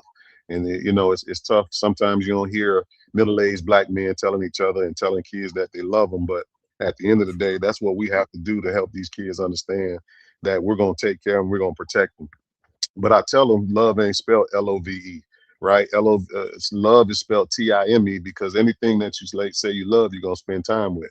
So for us, it's about the time that we spend with these young men and making sure that they understand that we got their back and we're going to take care of them. Then that I stands for intelligence. We want to be smart about everything that we do, from an academic standpoint, starting the semester off right, making sure that you're going to get to know your professors, introducing yourself to your professors. So in case you do need a little help at the end of the semester, they know who you are and you ain't just going to them for the first time asking for, hey, some help. Can you open up a couple of assignments for me? Nah. Well, that ain't gonna happen if that's the first time you talking to a professor 9 weeks down the road. So let's be smart about how we do things. And then that end is for now, right? Why procrastinate with anything and everything when you can do it now? Because nobody knows what tomorrow holds, right? So we want to make sure we're proactive with everything that we do and do everything now that we can get done, because tomorrow something new might come up that you might need to handle. So with that being said, we want to take care of that Restore the Strike initiative and make sure that we're continuing to give with the Restore the Strike. We sort of kind of tailored off a little bit, with so many living alumni. I ain't gonna sit here and sugarcoat. I'm kind of disappointed that it's only 300 donors that are donating to the fund, right? We got over almost 100,000 living alumni in this country, and only 300 found it necessary to go ahead and help give to the initiative to get this program back where it needs to be. We got more than 300 living student athletes or football players that's a part of the alumni association. So we should have at least double that right now. So I'm looking forward to the university or the alumni continuing to give and helping push us forward with this athletic department and the football program. Great. And Quinn, all these years we've known each other and talked. I didn't know your middle name was Fordham, man. Where does Fordham come from? Man, you know what? For so long, I sort of kind of shied away from my second last name, because Fordham really is my mom's maiden name. Okay. And it's my grandfather's last name. So technically I don't have a middle name. I got two last names, it should be hyphenated. So for me, my grandfather passed away this past summer, and to honor him, everything that I wanted to do moving forward, I was going to make sure that his name was recognized in anything and everything that had to do with me. So for me, Quinn Fordham Gray is how I'll be identified from here to my days end, when the good Lord says it's time to come home. So for that, my grandfather's name will definitely be recognized for the rest of my life. That is awesome, man. I'm glad I asked that question. That's awesome. Yeah, I'm glad you asked that too. Ladies and gentlemen, Coach Quinn Fordham Gray, Sr., our coach. Again, the QR code in the top right corner, that is the code. Scan it right now, Rattlers. We'll have it on all. Restore the Strike, all in for Quinn. You heard it right there. Let's get those numbers up. We talked about it last week. We just hit over the 300 donors. We need more. We need more donors. We need to kick that way up here so that we can get to that 250,000 goal. But again, that's just we got 10 days. 10 we days. Got 10 days to get to 10 it. 10 days, Rattlers. So let's now, get to it. As Coach said, now. Let's do it now. That's right. Now. That's exactly. Right. Let's go all in. Exactly. Coach, thank you for your time. I know we'll talk again. Spring practice starts when? When do you start again? Spring practice, February 24th will be the first official spring practice. We'll practice the first week on Tuesday and Thursdays, and then the weeks after will be Tuesday, Thursday, Saturday, and then spring break will come, and then we'll go Tuesday, Thursday, Saturday the week after spring break, and then we'll go Monday, Wednesday, Friday, and Saturday the last week of, or the first week of April, to culminate and finish spring ball off. Well said. And see, Coach, I resisted the urge to ask you about the opponents. Like everybody in the chat room wants to know about opponents and all that stuff. We're done. We're officially done with the schedule. I heard that. I heard. We got contracts in hand, so I'm excited about the schedule. I'm excited about what we have to look forward to this season. And I think, within the next couple of days, with AD Davis getting things together from a standpoint of ticket pricing and all that good stuff, I think, we'll be ready to probably release that schedule and get things going from a ticketing standpoint, hopefully by the end of next week. So stay tuned for the release of the schedule. I think you all will be excited about it, because I know I am, with the opportunities that we'll have to go up against some quality opponents, even early on, to be honest with you. So without saying too much, I'm excited about it, and I'm looking forward to the challenge of the 2026 schedule and season. Vince Club, can people watch practice? Yeah. No question. Like I said in my press conference, it's an honor to play on Bragg Stadium, man. We'll be back on that practice field, making sure we get our work in on those practice fields, and then on Saturdays, we'll probably move around a little bit. I think one of the ideas that I stole from Coach Simmons some years ago was when I was at Albany. I took a couple of our scrimmages to the local high schools. So for me, to get out in the community and make sure that we're exposing ourselves to those young student athletes and making sure the community understands that they're a part of what we do and who we are is going to be big for me. So I'm looking forward to making sure we're doing continuing that and doing those things to help push us forward. Okay. Well said, Coach. All right, Coach. Thanks for your time this evening. Be well, be safe, and good luck out there on the recruiting trail, Coach. Thanks, man. I appreciate y'all having me as always, man. And go Rattlers. Go Rattlers. Thank you. All right. Well said. All right. There's that QR code right there. Restore to Strike. Hit that QR code, if you will. I love you, Steve Campbell. Well, we can cross one team off the list. I love it. I'm sitting there doing some investigation now. We got it. See, Mr. Campbell, he probably got the schedule. He know people. He knows people. So Campbell got it. Let's get ready for. I'm not even gonna go to a break because we got our other guests, and we appreciate our coaches for being patient with us.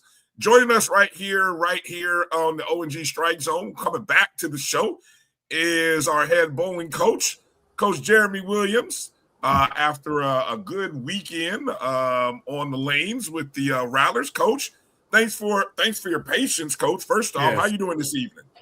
Oh, thanks for having me. I'm doing pretty good. How about yourself? Doing great, Coach. Doing great, Coach. We're doing great. A good weekend out on the bowling lanes. It's been a while for us to see FAMU bowling have some success in the SWAC roundup, which was in Texas. I don't know where Humble, Texas is. I haven't been there, if ever. But let's start and just kind of, before we get into talking about that, I remember in kind of looking at this team. It's a very young team. Tell us a little bit about this season's team and just the youth. You got some bowlers. They can bowl it, spin it rather. Tell us about this team, Coach. Yes, I have one junior named Kennedy Richardson. She's the only junior, and the rest are all freshmen.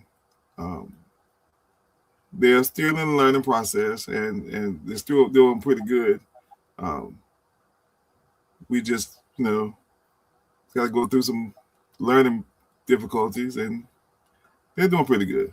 Last weekend was our best weekend. We started the year off with some of the hardest tournaments that I could find, so they could get used to the competition, and I think it paid off pretty well. Nice. Go ahead, Kelvin. So, Coach, talk about the challenge. You essentially building the program. You came in like the middle or beginning of the season last year. You had to rely on some walk-ons and some volunteers. and now you putting together your first team, and you're going into this season, and with having such a young team, I saw your comments on.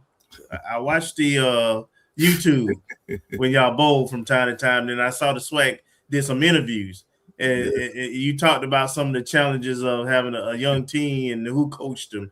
Kind of talk about that again. Well, I mean, like I said, they're very talented young ladies, and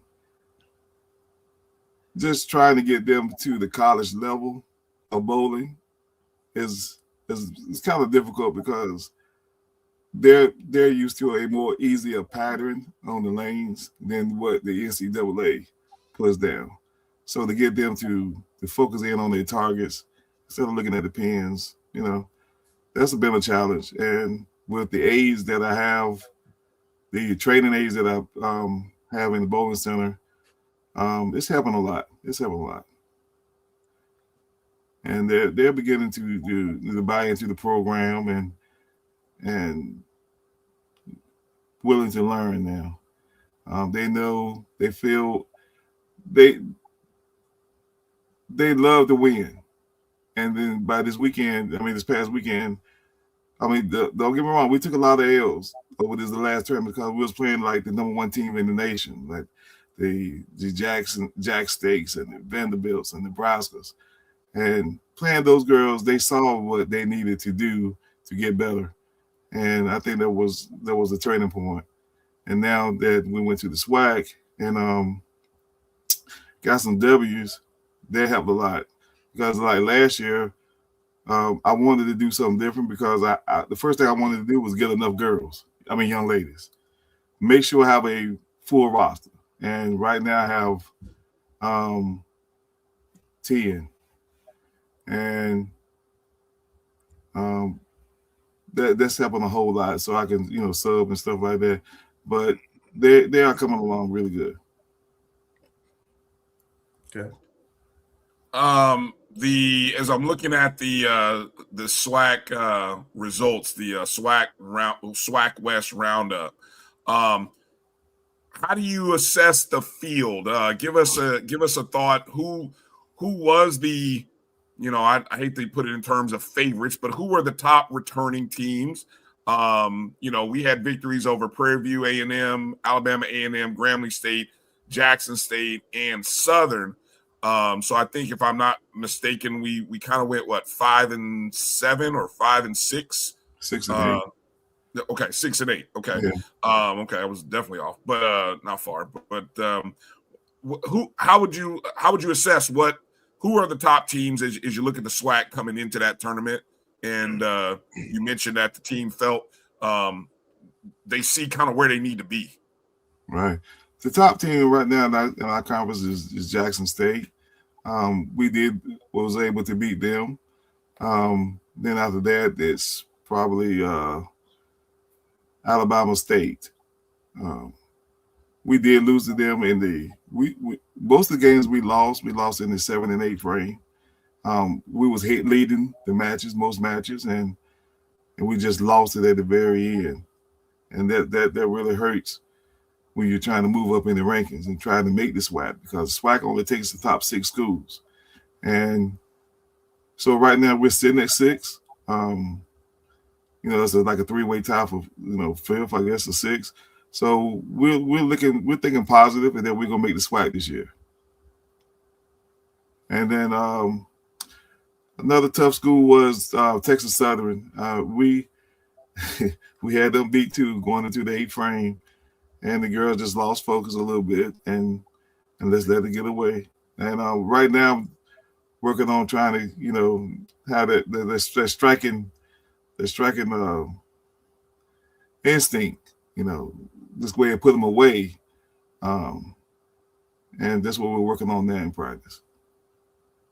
Well, Coach, you tickled my heart by the fact that you said that we beat Jackson State, and Jackson State is the top team. So everything else, we're gonna have to talk that up in all kinds of ways. That might be a soundbite, Coach. I'm just letting you know now, because anytime we get a chance to beat them, I don't care if it's a game of spades. It's a happy day for Rattler Nation. I'm just gonna say that out loud. I'll deal with the email and the hate tweets. It's all good.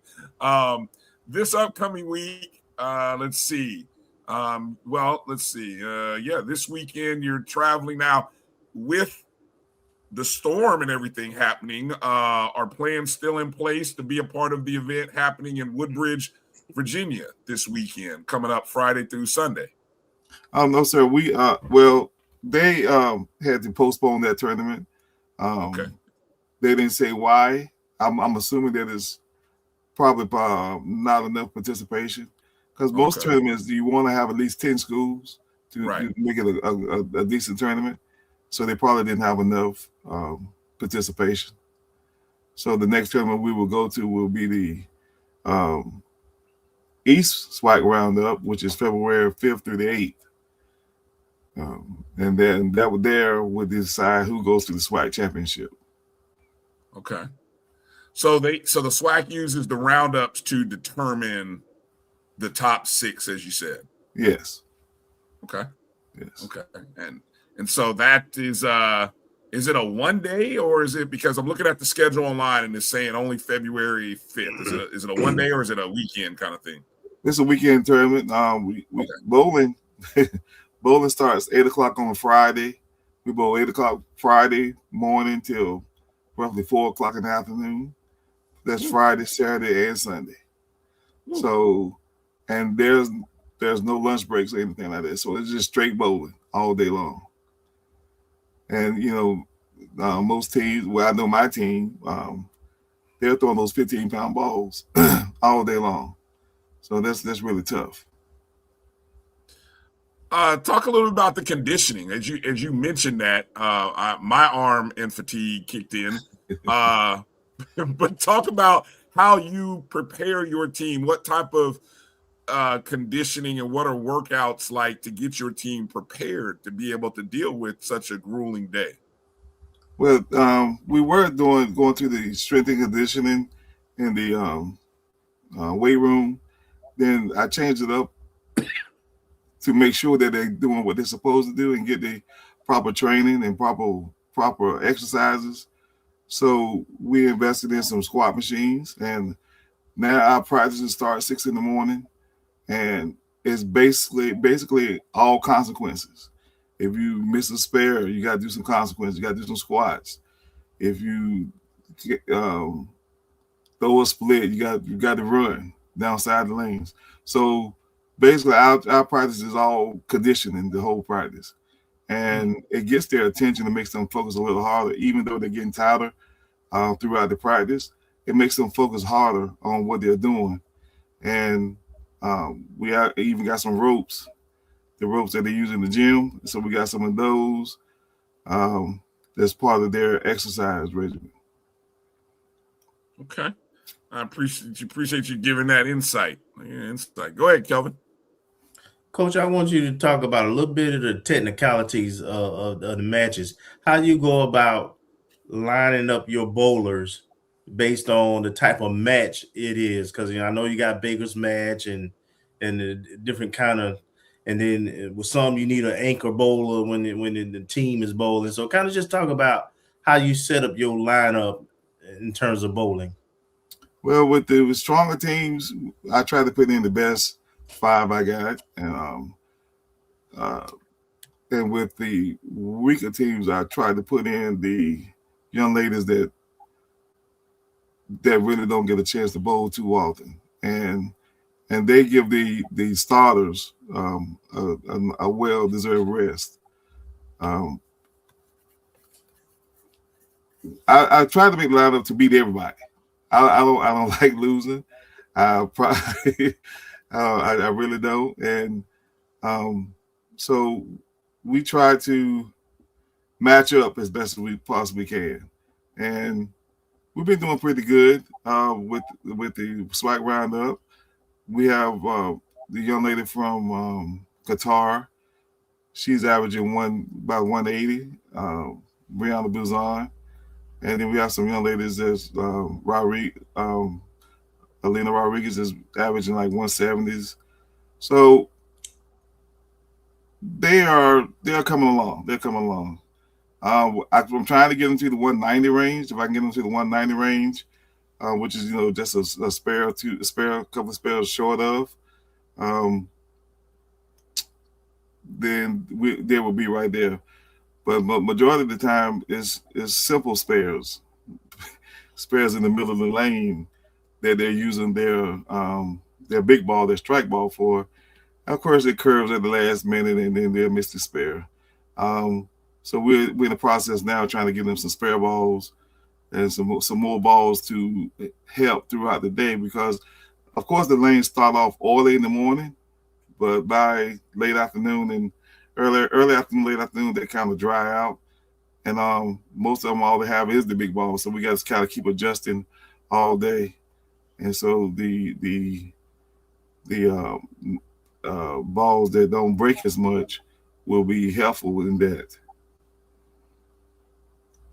How much those balls run? Most of our equipment, they're running $225 a ball. $225 a ball. Sometimes you can catch some balls on sale for $100, $125, something like that. But this year, the athletic department let me spend to build the program, to rebuild the program. So we got new shoes, new uniforms. We have new bowling balls, but the big balls, the ones that cause a lot of damage, that the ones that break a lot, and new bags. And we the athletic department really treated me well. Okay. There's nothing that I've asked for that they said no, you can't get that. So, and then on top of that, the Gallimore lanes, they even allowed me to create a locker room in the back for the young ladies. Nice. to keep their stuff and uniforms, and it's really nice. It's really nice. As a matter of fact, right now Gallimore Lanes is going through some renovations. They've have some new ball returns. They're getting a brand new video wall that should be installed. Matter of fact, tomorrow morning they'll start installing the video wall. We got a new server for the automatic scoring. So there's a lot of positive things going on in the bowling center, and it's gonna be really wonderful, because right now I believe that we will be the only one in Tallahassee with that video wall. It's really nice. Nice. Good to hear. Good to hear. Yeah, definitely. Good young freshman team break in all the new stuff. So it's good to be a freshman coming in right now into the bowling program. Definitely. Yes, it is. Yes, it is. I plan on keeping all the young ladies around. I told them, all of them, that I would give them a year before I even go ahead and start looking for other young ladies to come in, because I know the transfer portal is jumping, and I'm getting emails daily about young ladies trying to come to FAMU. They heard about the program and the positive atmosphere at FAMU. Everybody loves FAMU. They want to come to FAMU. Yeah. And so it's very exciting. It's very exciting. Do they have concessions? Will they have concessions in the bowling center, or just specific to your student athlete nutrition? No, sir. What we normally do is they have food in the bowling centers, but it's like chicken tenders and fries and sodas and stuff like that. I don't allow my team to partake in any of that. What we do is we go buy fruit trays, vegetable trays, and meat trays, Gatorade and stuff like that to nourish them throughout the day. Because as soon as you get a hamburger or some chicken strips, you're gonna want to go to sleep. So know that all too well. Yeah. So yeah, it's a pretty nice setup. There's a lot of fans. Last weekend we did have an alumni stop by, and they really helped us out tremendously, because we was kind of down there a little bit, and as soon as they started having a strike and strike again, everybody woke up, and then we started striking. So we had a nice little time in Texas. Good. And Good. We do travel. We travel well. We travel well. Yeah. We do a lot of flying. I wasn't used to that, but it's pretty nice flying from place to place, and anything. Most of our tournaments are over 6 hours, so we try to do the best with it. The safety first. Absolutely. And sometimes you just got to fly. When we go to the next meet in Alabama, we will take a charter bus though, just to see what that's like and try to cut down on the cost because our bag fees are really expensive. I have 9, 10 girls, and each girl got 6 bowling balls, and the bowling balls are 15 pounds each, and so that the fees add up. And so to try to curtail, try to save some money, we're gonna take a bus, see how that go, and hopefully hope for the best. And we travel really well. We do. Well, here's the thought while we have you on the show, Coach, because that next meet that Coach mentioned is February 6th, 7th, and 8th. That's the 5th is on a Thursday. If you were on FAMUathletics.com, you'll see on the website it says the 5th, which is a Thursday. But as Coach said, the tournament starts on Friday the 6th. So I'm just thinking out loud here, Coach. If anybody listening on our show that would like to help, sponsor, support the team, especially with those nutrition and the things that you need on the road, how can they reach out to you? What's the best way if somebody wants to either get you something in Tallahassee or meet you in Huntsville? What's the best way to reach out to you so that they can support the program and support the young ladies, with that nutrition and those drinks and meals and anything like that? Yes, you can just reach me by email at jeramy.williams@famu.edu. And last year, the alumni used to send snacks and nutrition stuff to the hotel, and it will be there waiting on us. This year, they haven't gotten to it yet, but I'm quite sure it's coming. It's coming now, Coach. Yeah, it's coming it's now. coming. How are we talking about it? It's coming. It's coming. We know it's coming. It'll be there. Yeah. So that helps a lot because they eat breakfast in the hotel and then they go to the tournaments, and it's all day thing, and there's no breaks. There's no breaks, and the outside tournaments, the NCAA tournaments, sometimes there's 24 schools there, and it's really crowded, and you can't leave. I mean, you just got to stay there and just deal with the crowd and noise and all that. It's really something to see if you've never seen it before. If you've never been to a bowling tournament, you should really try to stop by and see one. Well, calling all of our Rattlers in the Huntsville, Alabama near area, Alabama Rattlers, February 6th through 6th, 7th, and 8th. The team will probably arrive on the 5th in Huntsville, but you can reach out to Coach and set the team up before they leave or when they get into Huntsville. Yes, Jeramy.williams@famu.edu. What kind of snacks? What kind of snacks, Coach? You looking for? Last weekend we provided fruit trays, vegetable trays, and meat trays, and then we have Gatorade and water. Okay. All right, Coach. That's for 3 days now. Okay. Gotcha. No. Yeah. It's for 3 days. Coach, right. I gotta ask one question. This is just a me question here. Since I know you coaching and you're working and you're doing mechanical stuff in the lanes. You're a busy guy. How often do you get a chance to bowl, and what's your average? I was hoping you didn't ask that. I just bowl for demonstration.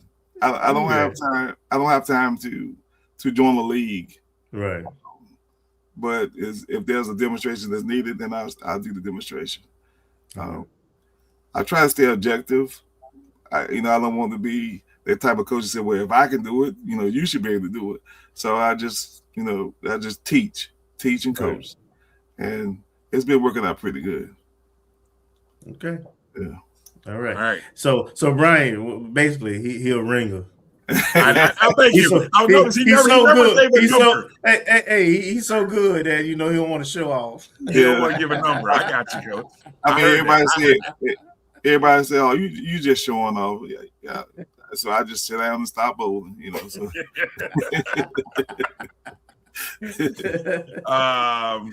Yeah. So Edwin asked. So we're talking about 10 people, a team of about 10. That's the traveling party. 10. How many coaches besides yourself? Anybody else other than you? There's 2 coaches. Shamora Johnson and Nicole Williams, and we do stream live on YouTube. Yes. Yeah, we've seen it, and that's working out pretty good. We're just trying to get it better and better. We're trying to get this system going so we can have broadcast. I have a young lady now that's a student. We're working on trying to get that system up and operational. And as soon as we do that, then you'll hear a voice with the video. So right now we're just still trying to work on that. It's being done. I just got to figure out one more thing, and then we'll be ready to roll. Well, I'll tell you, Coach, that's one of the things that we have. I mean, who was it? Edwin, he was talking. He said the SWAC bowling tournaments are off the chain. But the one thing I have said, if having the reason the commentary helps is because, some of us are novices. Like, we like bowling, but we don't really know what we're watching.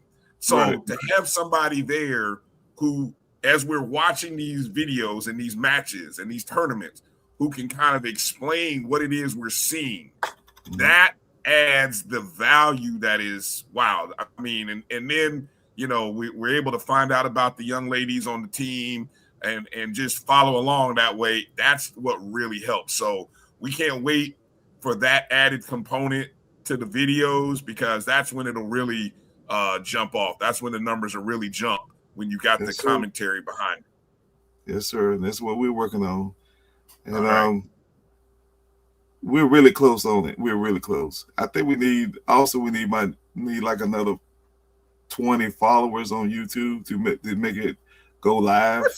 What? So wait a minute, are we talking the FAMU after? Are we talking which YouTube feed are we talking about? FAMU women's bowling.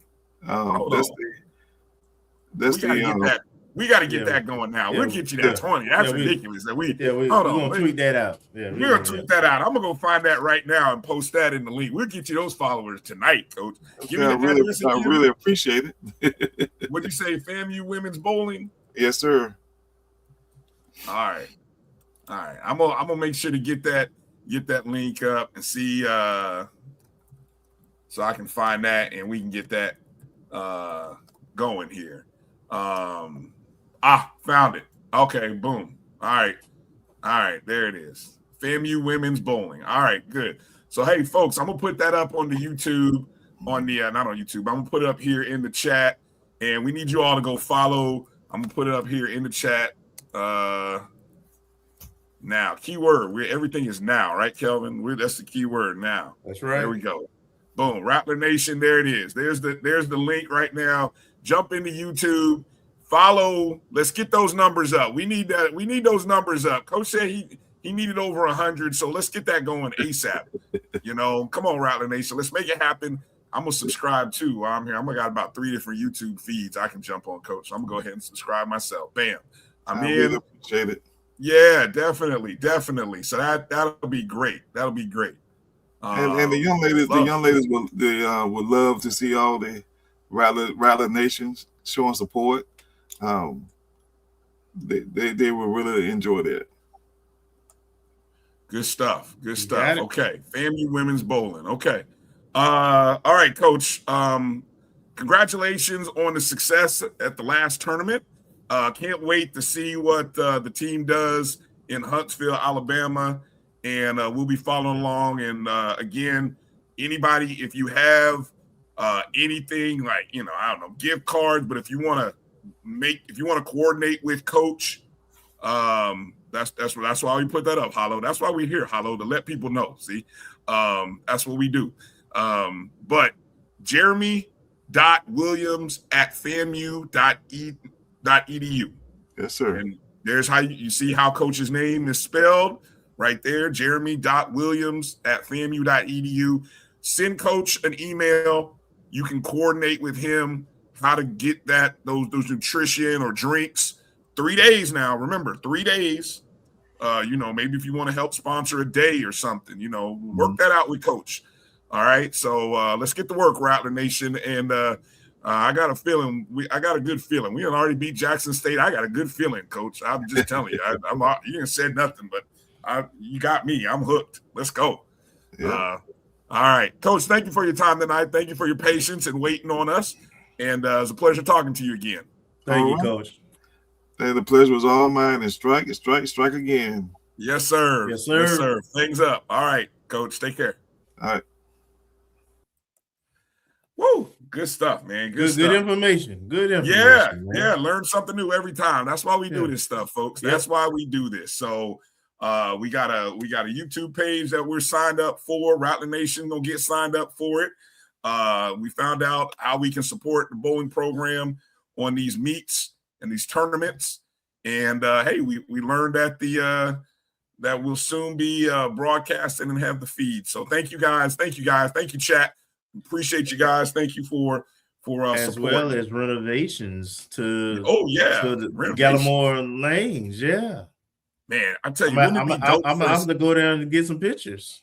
Look, we need to figure out how to do like a bowling party, like an old school O&G bowling party, like, I don't know, during one of the home games or homecoming. I don't know, homecoming might be busy, but maybe for one of these upcoming home games, maybe we can set something out and do something, man. Well, we know a lot of people in the athletic department. Let's see what we do. What we can do. A few people. We know a few people. Yeah. Okay. We may not be ringers on the bowling lane, but we ringers with FAMU athletics. Man, I'll be lucky. I'll be happy if I can get over 100. I ain't gonna lie to you, boy. If I get over 100, it's a good day. I know. Watch out. No lie. All right. Let's take a short break. Come back. Set the table for what's ahead. Big weekend coming up. We also got a little track and field news to talk about. Got a pair of track athletes of the week in the SWAC to talk about on the heels of our great conversation last week with Tony Austin and HBCU track and field. The Rattlers had a good week in South Carolina, right? Clemson, I think it was. Yeah. Was it? Something like that. Yeah, I think it was. I think it was Clemson. Okay. I know on the other side. There we go. That's all you have to say. I'm just trying to feed you. There you go. You just got to make the layup. All right. We'll be back right after these words. You're watching the O&G StrikeZone right here on the Black College Sports Network. This is the Dean of the College of HBCU Sports, Kenyatta Cavill of Dr. Cavill's Inside the HBCU Sports Lab with Mike Washington and Charles Bishop. Come mix it up in the lab where the course lecture is in session every Tuesday from 6 o'clock p.m. Central Standard Time on Facebook Live, YouTube Spreaker, or the BCSN app. As we discuss all things about the HBCU sports culture, including exploring the week that was in the sporting HBCU diaspora, as well as the upcoming week of HBCU sports. With me, the Dean, the College of HBCU Sports, on Dr. Cavill's Inside the HBCU Sports Lab with Mike Washington and Charles Bishop. Course lecture dismissed. Looking for the ultimate cultural experience of 2026? The Zora Outdoor Festival of the Arts is where you need to be. From January 30th to February 1st, Eatonville, Florida will come alive with incredible live performances, Immerse yourself in interactive art. Shop from over 80 vendors. Take a journey through history with a new virtual tour app. And enjoy family-friendly STEM activities. Plus, don't miss the unforgettable R&B tribute to the legends. This is more than a festival. It's a celebration of Eatonville's rich cultural heritage. Visit zorafestival.org for tickets. When you're looking for the latest information on Southern University sports, the Southwestern Athletic Conference, and HBCU athletics, there's only one place to go. Tune in to the Carlos Brown Show, exclusively on the Black College Sports Network. When it comes to professional learning, teachers deserve better. From the leader in online learning, Stride brings you the Stride Professional Development Center, an on-demand library of mobile-friendly courses that gives teachers choice and flexibility, allowing them to learn anytime and anywhere. Our dynamic courses provide bite-sized learning and help educators advance their knowledge while also gaining professional development hours. It's time you take charge of your learning. Visit us today to get started. It's never too early to plant the seed, to share the tradition, and instill a sense of pride in your HBCU with your little ones. HBCU Pride and Joy Children's Boutique helps you share your school spirit with a wide selection of adorable kids apparel and accessories officially licensed from your favorite HBCU. Visit hbcupridejoy.com and follow us on all social media at HBCU Pride Joy on Facebook and Twitter. For over 30 years, HBCU Image has been more than just an apparel store. We've been a movement, a statement, a legacy. We celebrate the pride, the purpose, and the culture that make historically black colleges and universities legendary. HBCU Image, a Kenny T's company. Hello, I'm Billy Joe.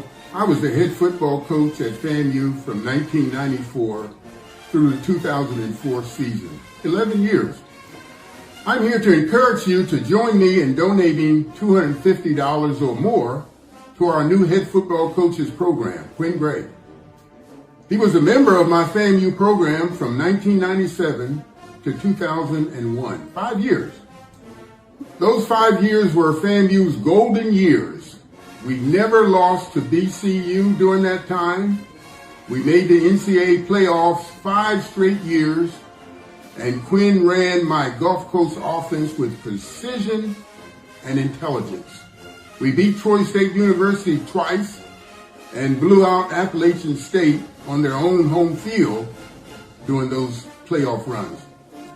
No HBCU football team has ever won 3 games in the NCAA playoffs in Division I AA. No SWAC team has ever won a game in the NCAA playoffs. Quinn will bring the golden years back to FAMU, but he needs your help, so donate generously of $250 or more to his FAMU football program. And go Rattlers! And strike! And strike! And strike again!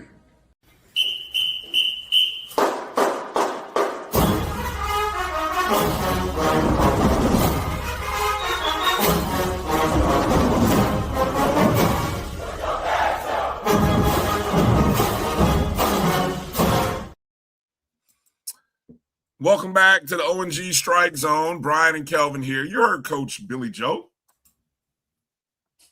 No SWAC team has ever won a playoff game. Ever. Ever. Ever. I love Coach Joe. That to me is the line of the whole promo right there. That's the line of the promo. Yes, sir. That is Coach Joe. Man, I love it, man. My kind of coach. Good stuff. I'm sitting here looking at those SWAC roundup stats. Jackson State went 12-2.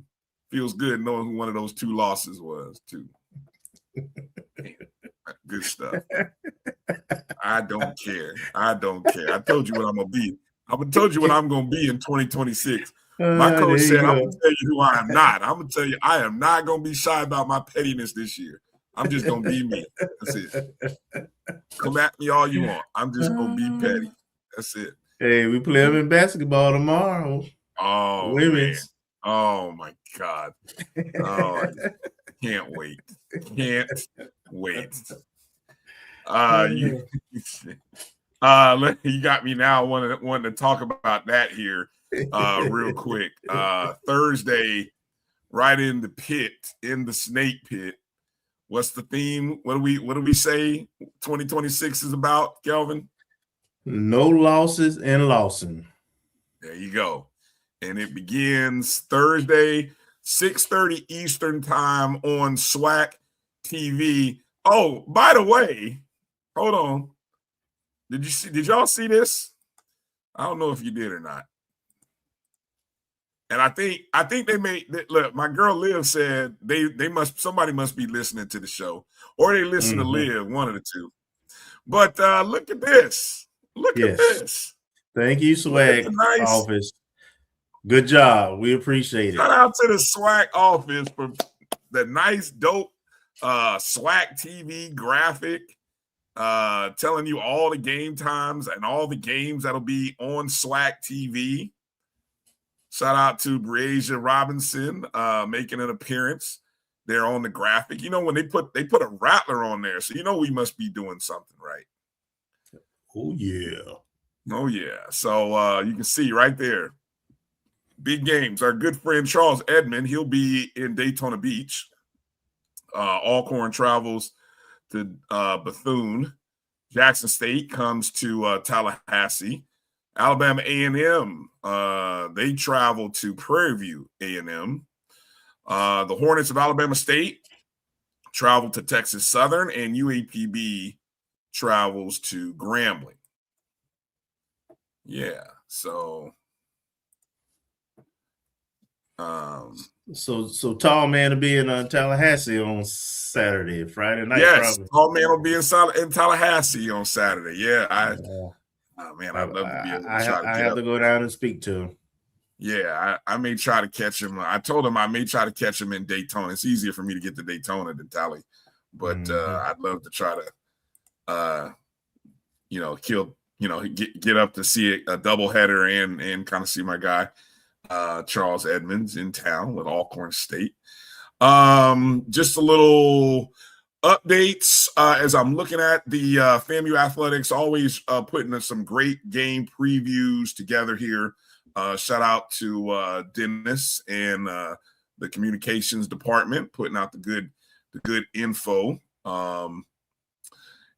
So again, while the Rattlers continue to navigate challenging conference slate, the numbers reveal clear areas of competitive identity at the free throw line, glass, and then physicality. And FAMU has been making strides over the week. Some key, some things here, some strengths here for, let's see, just kind of reading here the article. Some of the team strengths right now. Elite free throw shooting as a team, 69.7% as a team, number one in the SWAC. I believe that's probably the overall number. Right, but in our conference, right. In the conference, we are – who was it I was reading? Was that the men or the women's that I was reading earlier? That was the women's. I think it was the women's. Yes. Yeah, they're 80%. 80% in conference play right now, which again is top. So it doesn't surprise me that that we are kind of in that elite level overall. 13.8 free throws made per game, which is the second best in the conference. So that part of what we do has shown to be quite advantageous, especially in late in ball games, right? On the offensive glass, we average 13.6 offensive rebounds per game, which is fifth best in the conference. We have 2.3 blocks per game, which is top 10 in the league. And on the defensive end, 23.7 rebounds per game, fifth in the SWAC. So limiting opponent second chances, that's what you can think of when you think of that stat right there. Tanaja Purifoy is the conference leader in made free throws right now, and she is shooting 82.7 at the line, which is top 100. Let's see. Looking at Jackson State. Jackson State coming in with a 2-3 record in conference play. We are 3-2 in conference play. Jackson State has one of the best assist to turnover ratios in the SWAC right now. They lead the league in 3-point shooting 32% and making 6.5 made threes per game. They scoring about 60.2 points a game. Let me see. I don't know. Rima, the last name I may get wrong here. Pegues. I hope I'm saying her last name right. My apologies. She is the SWAC leader in 3-pointers made with about 42, shooting about 2.47 threes per game. So I think for FAMU, it'll be interesting to see if our defense can A, force turnovers, and B, how well we defend the 3-point shot. Any other thoughts related to this contest against Jackson State? No, I think the formula for this, our women's team to win is the same no matter who the opponent. To take the correct shots, minimize turnovers, and lock down on the defensive end, and we'll be in every game with it and make those free throws down the stretch. We should be in position. In league play, I gave that number about their stats, though, but in league play, Jackson State is actually I don't think anybody really in this league is really shooting a great number from the arc. I mean, for me, I would look at a great number being better than 35. 33%.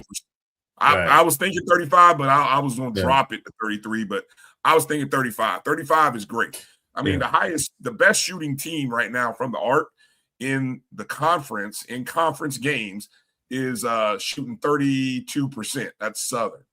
Jackson State is shooting at about 28% in league play.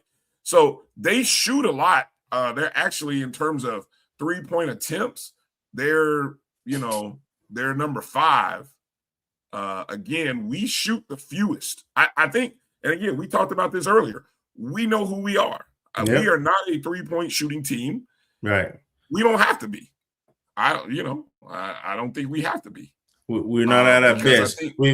And who takes it, right? So yes. Super Rats, of course, is a 3-point threat. Pure 4 at times is a 3-point threat. And then lately, what's the April the Hooks? wing? Hooks? No, the wing. Swan? Shania, it was a transfer. Oh, McCarthy. Yes, Shania McCarthy. She's shown recently, last couple of games actually, she's shown that she's capable of hitting those threes. So right. And then the ladies against Alcorn State. That's the doubleheader day, men and women, 4:00 Eastern on SWAC TV. Alcorn comes in allowing the second most points in the SWAC, 63 points per game. Let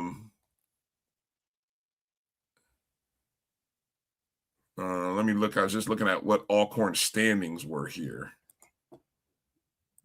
From a standings perspective, Alcorn, tied for first, 4-1. Mm-hmm. All right, so there we go. So it would be a big boost, confidence boost, I think, to get the win Thursday against Jackson State. But this team, to me, Kelvin, has proven. I think they've proven enough to me to say they're not shy. They're not scared. They ain't gonna be scared about playing anybody. They know who they are. We know who we are now. And I think that's good. That's good enough because they start with defense. This team relies on its defense. And that's what's going to keep them ball games. And I think we do have, and Liv talked about this when we had her on a couple weeks ago. We actually do have size that a lot of teams in the SWAC don't. And if that size is productive and if the guards utilize our bigs, I think we create matchup problems for teams because we do have, I think legitimately, Kelvin, we've got 4 legit scorers. McCarthy, Jackson, Purifoy, Giles Jones. And then we've got a big in Robinson that most teams don't. And even the backup Robinson, Justice, Zayna Justice, she's been playing pretty well. I mean, we're a matchup problem for a lot of teams, I think. Yeah, when our effort and our execution is on point, we're a pretty tough team. Absolutely. When we focus. Yeah. And as it relates to the men's game, of course, the men, they get the Alcorn State Saturday. And then on Monday, they will take on Jackson State's men.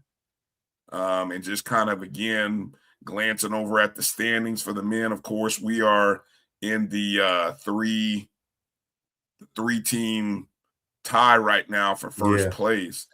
Did you see, when you're sitting in first place and teams, when they start doing the super early NCAA tournament projections, did you notice who was in there? Absolutely. Yeah, those mighty Rattlers. Yeah. I think Fox Sports College Basketball put out one of their early projections. Look up there and you saw FAMU, and then you saw Maryland Eastern Shore, who over in the MEAC, Maryland Eastern Shore having a historic start to the MEAC season. A lot of basketball left to play, but I mean, it's always a good feeling when you can start on a high note. Jackson men have a tall order. Having to play the other 2 teams they tied with on the road this weekend. Yeah. This is an interesting weekend because the top 3 teams all play each other in some capacity, right? Jackson State's they're on the Florida swing, so they got to play the 2 top teams, Bethune and FAMU. So Jackson can either separate and find themselves sitting alone in first place, or but they do bring some challenges. Exactly, Steve. They bring that young man by the name of Mr. Ruffin. Mr. Campbell, we played some pretty good teams with some scores. And as we've seen them that Rattler defense, they ain't impressed. Yeah.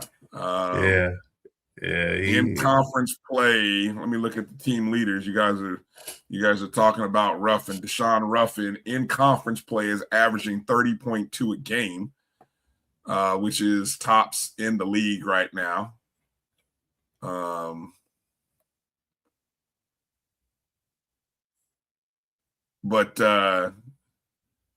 He's got to deal with the league's top defensive points allowed team, which is us, allowing 69 points a game. We're actually number 2 in terms of margin, which I think is one of those stats that AD Drew's kind of got me talking more about this margin. We're number 2 in the conference right now at 5.8. Offense to defense margin is what that is. We're just a smidge behind Bethune, who's right now number 1 in terms of margin. So, Jackson State averaging 86.2 a game in conference play. I mean, look, the key is what it is, right? You don't let Jackson State score anywhere close to their margin. Well, you key in on roughing, make somebody else beat you, make shots. Yeah. As it relates for Alcorn, they're 2-3 right now. Of course, some might argue controversial loss. Should be 3-2. Who knows? I mean, depending upon what side of the aisle you root for, you might say they could be or should be 3-2. So, be an interesting matchup. Just trying to see if I see anything in the stats that are be interesting. But we do know all games will be on SWAC TV as our very good broadcasting team of folks will be bringing you that game on SWAC TV. So, but hey, we want you to get in the building though, right, Kelvin? That's what we want. We want to see that. Describe the crowd that first home weekend, and I got a feeling, Kelvin, it might be a little bit more this weekend. I thought it was a solid crowd. Now the game against Grambling on that Monday, it started off real slow. I was worried, but they ended up filling it in, and it was a vocal crowd. But we haven't had that just raucous environment yet. And mainly, I'll tell you what's missing is the students. So I'm challenging the students. You all got to come out, man. I mean, it's been very, very thin in the student section. The last home game, as a matter of fact, they were begging the students to come sit and said it was the DJ and about 3 students. And then a few other students who were other locations trickled over, but still. We used to have at least, a few hundred every game, at least. So, did you see the crowd at the UAPB game? I did. The students at UAPB, now, I guess it was one of their Greek nights, but they were engaged. They were engaged. They were the whole game, like from the women's game into the men's game. That was by far the best. Look, I mean, Bethune had a good crowd when we went there, but I don't think it was anything what I saw with UAPB. So right now, UAPB's crowd, leader in the clubhouse, best road crowd that I've seen. So like Kelvin said, we need our student government. We need the Greek letter organizations, call up the bros and the sorors and whoever, friends of, and man, let's get the student section rocking again like it used to be. I mean, if the 100 is going to be there, the 100's going to be there. Right. Let's get the students there. Let's go, SGA. Do your thing. Come on, SGA. Yeah, let's go. Be about it. Let's go. Let's be about it. All right, let's transition over to the track because we did have a meet this past Birmingham, not Clemson. Birmingham, yeah, Birmingham, Alabama. No, we weren't at Birmingham, Kelvin. At the Jimmy Carnes Invite, was that in Birmingham? That's what I'm looking at. And going to the site, it said Birmingham, Alabama. Okay, yep, you're right. My bad. Let's see. Another good performance at the UAB Blazer Green and Gold Invite. I think this is an old article, Kelvin. Hold on. Let me go back here. Dawkins and Burt earned SWAC Track Athlete of the Week honors after standout performances at the Jimmy Carnes Invite. So Kirk Dawkins and Tara Burt were the SWAC track. So the Jimmy Carnes was actually in Gainesville. Okay, thank you. Yeah. Okay. I knew it wasn't Birmingham. It was That's in why I kept Gainesville. looking at it. I don't know why they got Birmingham on there. Maybe because it came from the SWAC office, the announcement, and they just didn't take that off. But yeah, it was in Gainesville.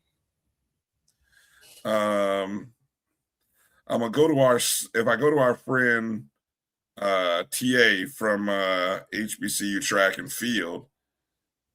I know I had retweeted some of the results that he was posting. Man, we were competing against Florida State, Miami, UF, and some runners unattached who professionals. If I remember correctly, I think Noah Lyles even was there and competed in one race. Okay. So it was Here's a standout. Results. Yeah. Here's some results. Kira Copeland had a new season best in the women's 400 meter at 55.51. She is currently 5th.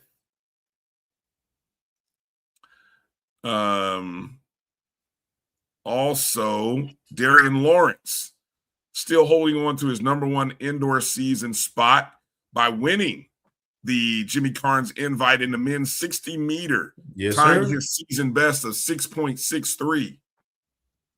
That's amazing. Yes.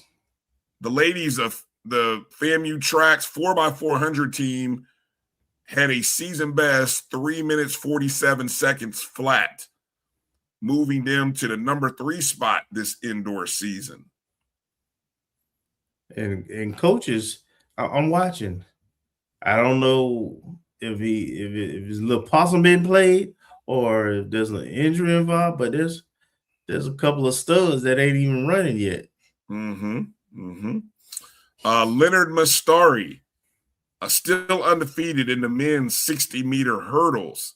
He had a personal record of 7.61. He's now ranked #2 in the entire collegiate indoor landscape and #1 in all of HBCU in the 60 meter hurdles. This coming from our friend at HBCU track and field.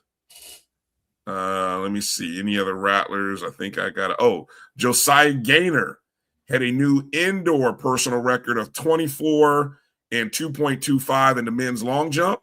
He's now #5 in the indoor season. And I think those were all of the updates from the Jimmy Carnes. But the SWAC track athletes of the week came from Kirk Dawkins in the men's 800 meters, as he ran a 1:53.01, 1 minute 53.01. He finished 2nd overall in the middle distance race, helping the Rattlers place 3 athletes inside the top 7 in that event. His time stood out as one of the fastest 800 meter marks recorded by a SWAC athlete this indoor season, right? So we're very familiar with Kirk, and he's already off to a good start. And then on the women's side, Tara Burt in the women's 800 meters and mile race.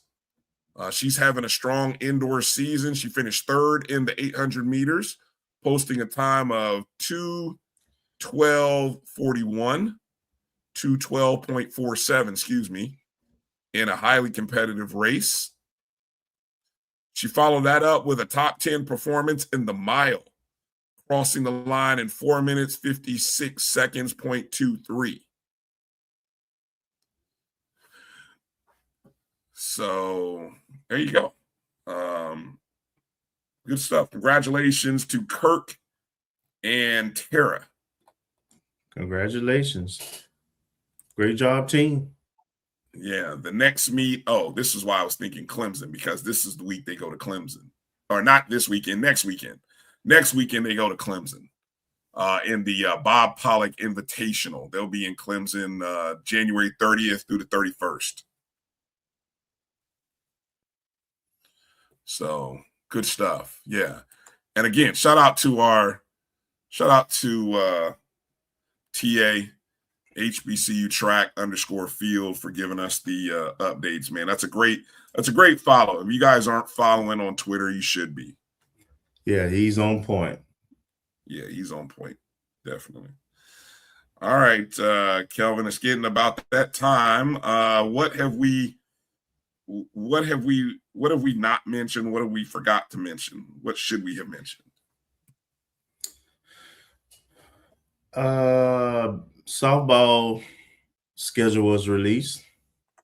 Yeah. It was. I thought I saw that. I'm glad you caught that up. Anything that caught your eye there with the schedule as you saw it? I was pleased with the balance of the schedule. I think with what we have returning and what we added and how we scheduled, we don't have as many. We still play some Power 4 schools, but we don't have as many. Like our first tournament is at Campbell, and Howard will be there, and Tennessee Tech. Then we play Marshall and Bowie State, Cobb and Hampton, and at HBCU Invitation. The only Power 4 we play is Florida State, and that's later at the end of February. Then we play like Central Florida before we get into SWAC play. But we play a lot of mid teams, and I'm thinking with what we got returned and what we added, we may be able to pile up some out of conference wins. So I'm really excited to see what they look like and how it comes together.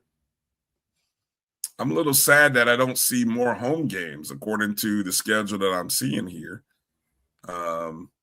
There's one they're doing a lot of tournaments in preseason. Yeah, man. Yeah, a lot of neutral site tournaments. We'll have to get the particulars on. I think they're playing back in that event in Atlanta. Yeah, they play in the HBCU Invitation from February 13th through the 15th. Right. So there you see they'll play teams like Bowie State, Coppin State, Hampton, North Carolina Central, South Carolina State. So those are the 5 schools that they're scheduled to play.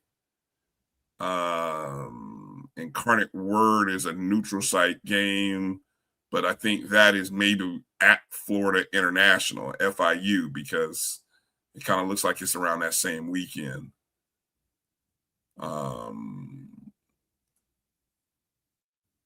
They play over at Florida State, you mentioned. I think they come down to UCF at March 1. They do. Yep. Okay, that's good. I'm going to have to try to get to that. That's in the backyard. Yeah. I got to be there for that unless I'm shouldn't be doing anything. Yeah, they play a tournament February 27th through the 1st. Yeah. Oh, that's a tournament. Okay, so that's right in the backyard. So I got to be there for that. Okay. And then we start conference plays at Jackson right off the bat. Couldn't be any better. I agree. Couldn't ask for a better start. I hate that it's on the road though, but whatever. I'm looking at the SWAC schedule. Yeah, we play everybody on the road early except Valley.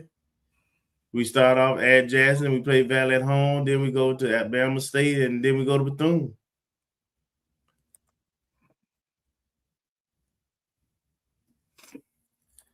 We ready.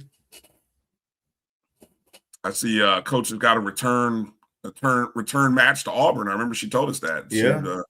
And back to the alma mater on March 23rd. Yep. I'm sure that'll be an emotional game. Yeah. Nice schedule, man. Nice schedule. Regional friendly. It is. I still wish there were more home games, but whatever. It is what it is. But when we get a chance to talk, when we talk to coach prior to the start of the season, maybe that'll be we can ask her about the scheduling, decisions. We'll go from there. Yeah. But yeah, there's your schedule. Coach Shoop and Coach Bill, Coach Nikki, and Coach Rice. You can look for them over the next couple of weeks. There you go. And I'm sure we'll see the baseball schedule here soon. I've seen other schools start dropping their baseball schedules and everything. So I would imagine sometime next week we'll see the baseball schedule.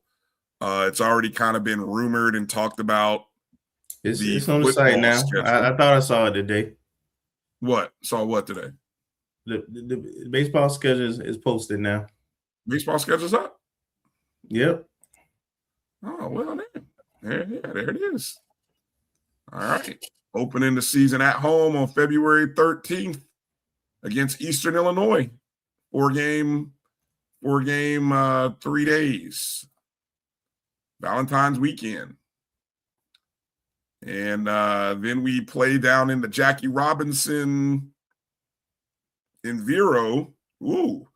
Leading off against Bethune on February 21st. Oh, that's interesting. And then play Southern. Wow. Okay. They'll be in Macon, Georgia, February 24th and 5th. Midweek games against Mercer.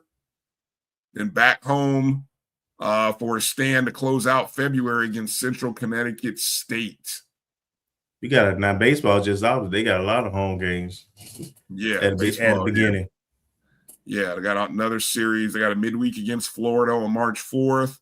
Got a 3-game series against Villanova at home March 6th through the 8th.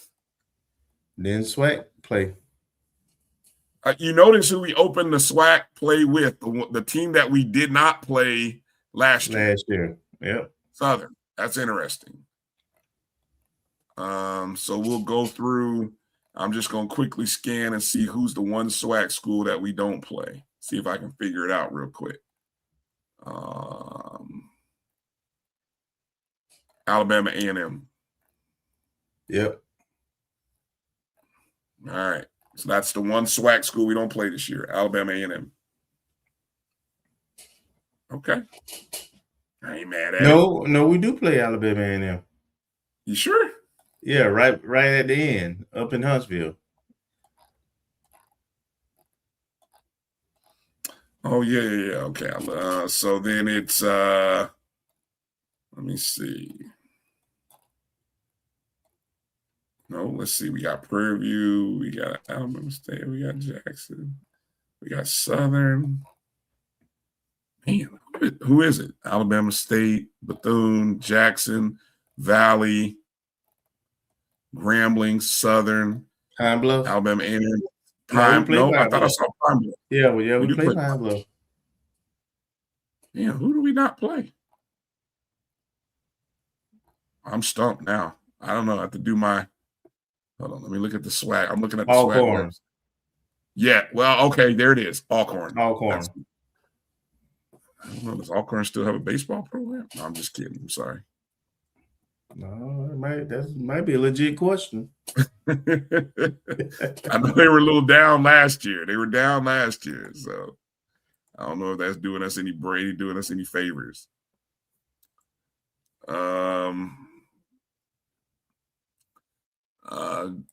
Good question. I think it's just a cycle, Edwin. Last year we didn't play Southern, and that's who we get first series of the season. So, I don't know. Interesting. Good question, though. All right.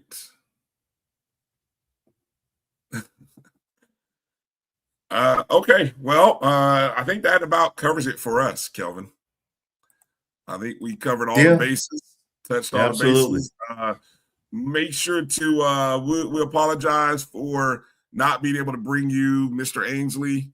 We'll work on the connection so that hopefully we can get him on next week and kind of maybe work through and find out more, obviously. And because definitely I know we'd love to hear from him. But again, you guys have been great. with your engagement today. We appreciate all of you. Again, if you're just tuning in and you didn't know, let's hit that QR code. That's the All In Restore to Strike campaign. Get the numbers up. We want to see the number of donors rise, and definitely we want to see the money. I think I read 170. I think we'd hit 170 apparently. I heard somebody said that in the chat. So that's good.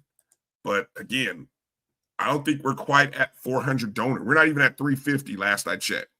So maybe we are after tonight's show. We had Coach Quinn Fordham Gray. So it's good to have Coach on. Good to have Coach Jeramy Williams join the show. A lot of good stuff here for you guys. And so please take all this goodness and run and tell a friend, tell your family, and wherever you choose to use social media out there, please make sure to share our show, whether you're sharing it on Facebook or YouTube.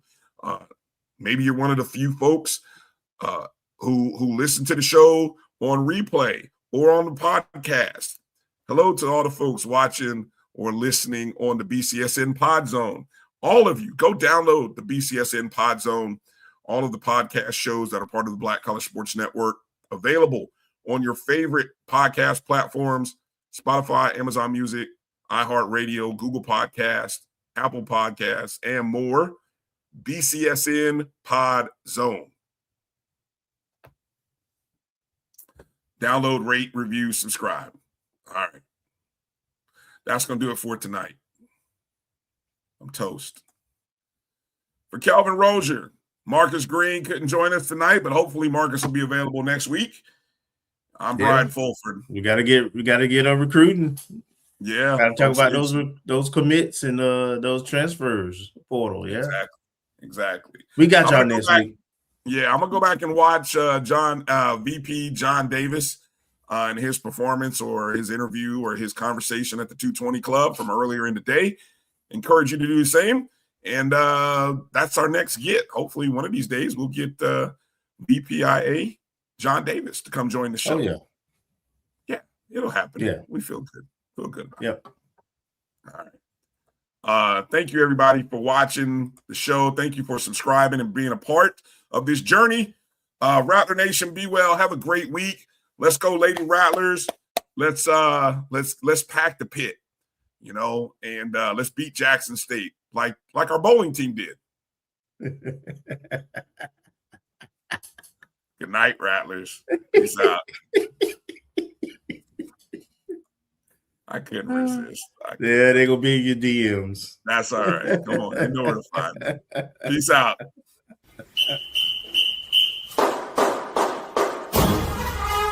Thank you.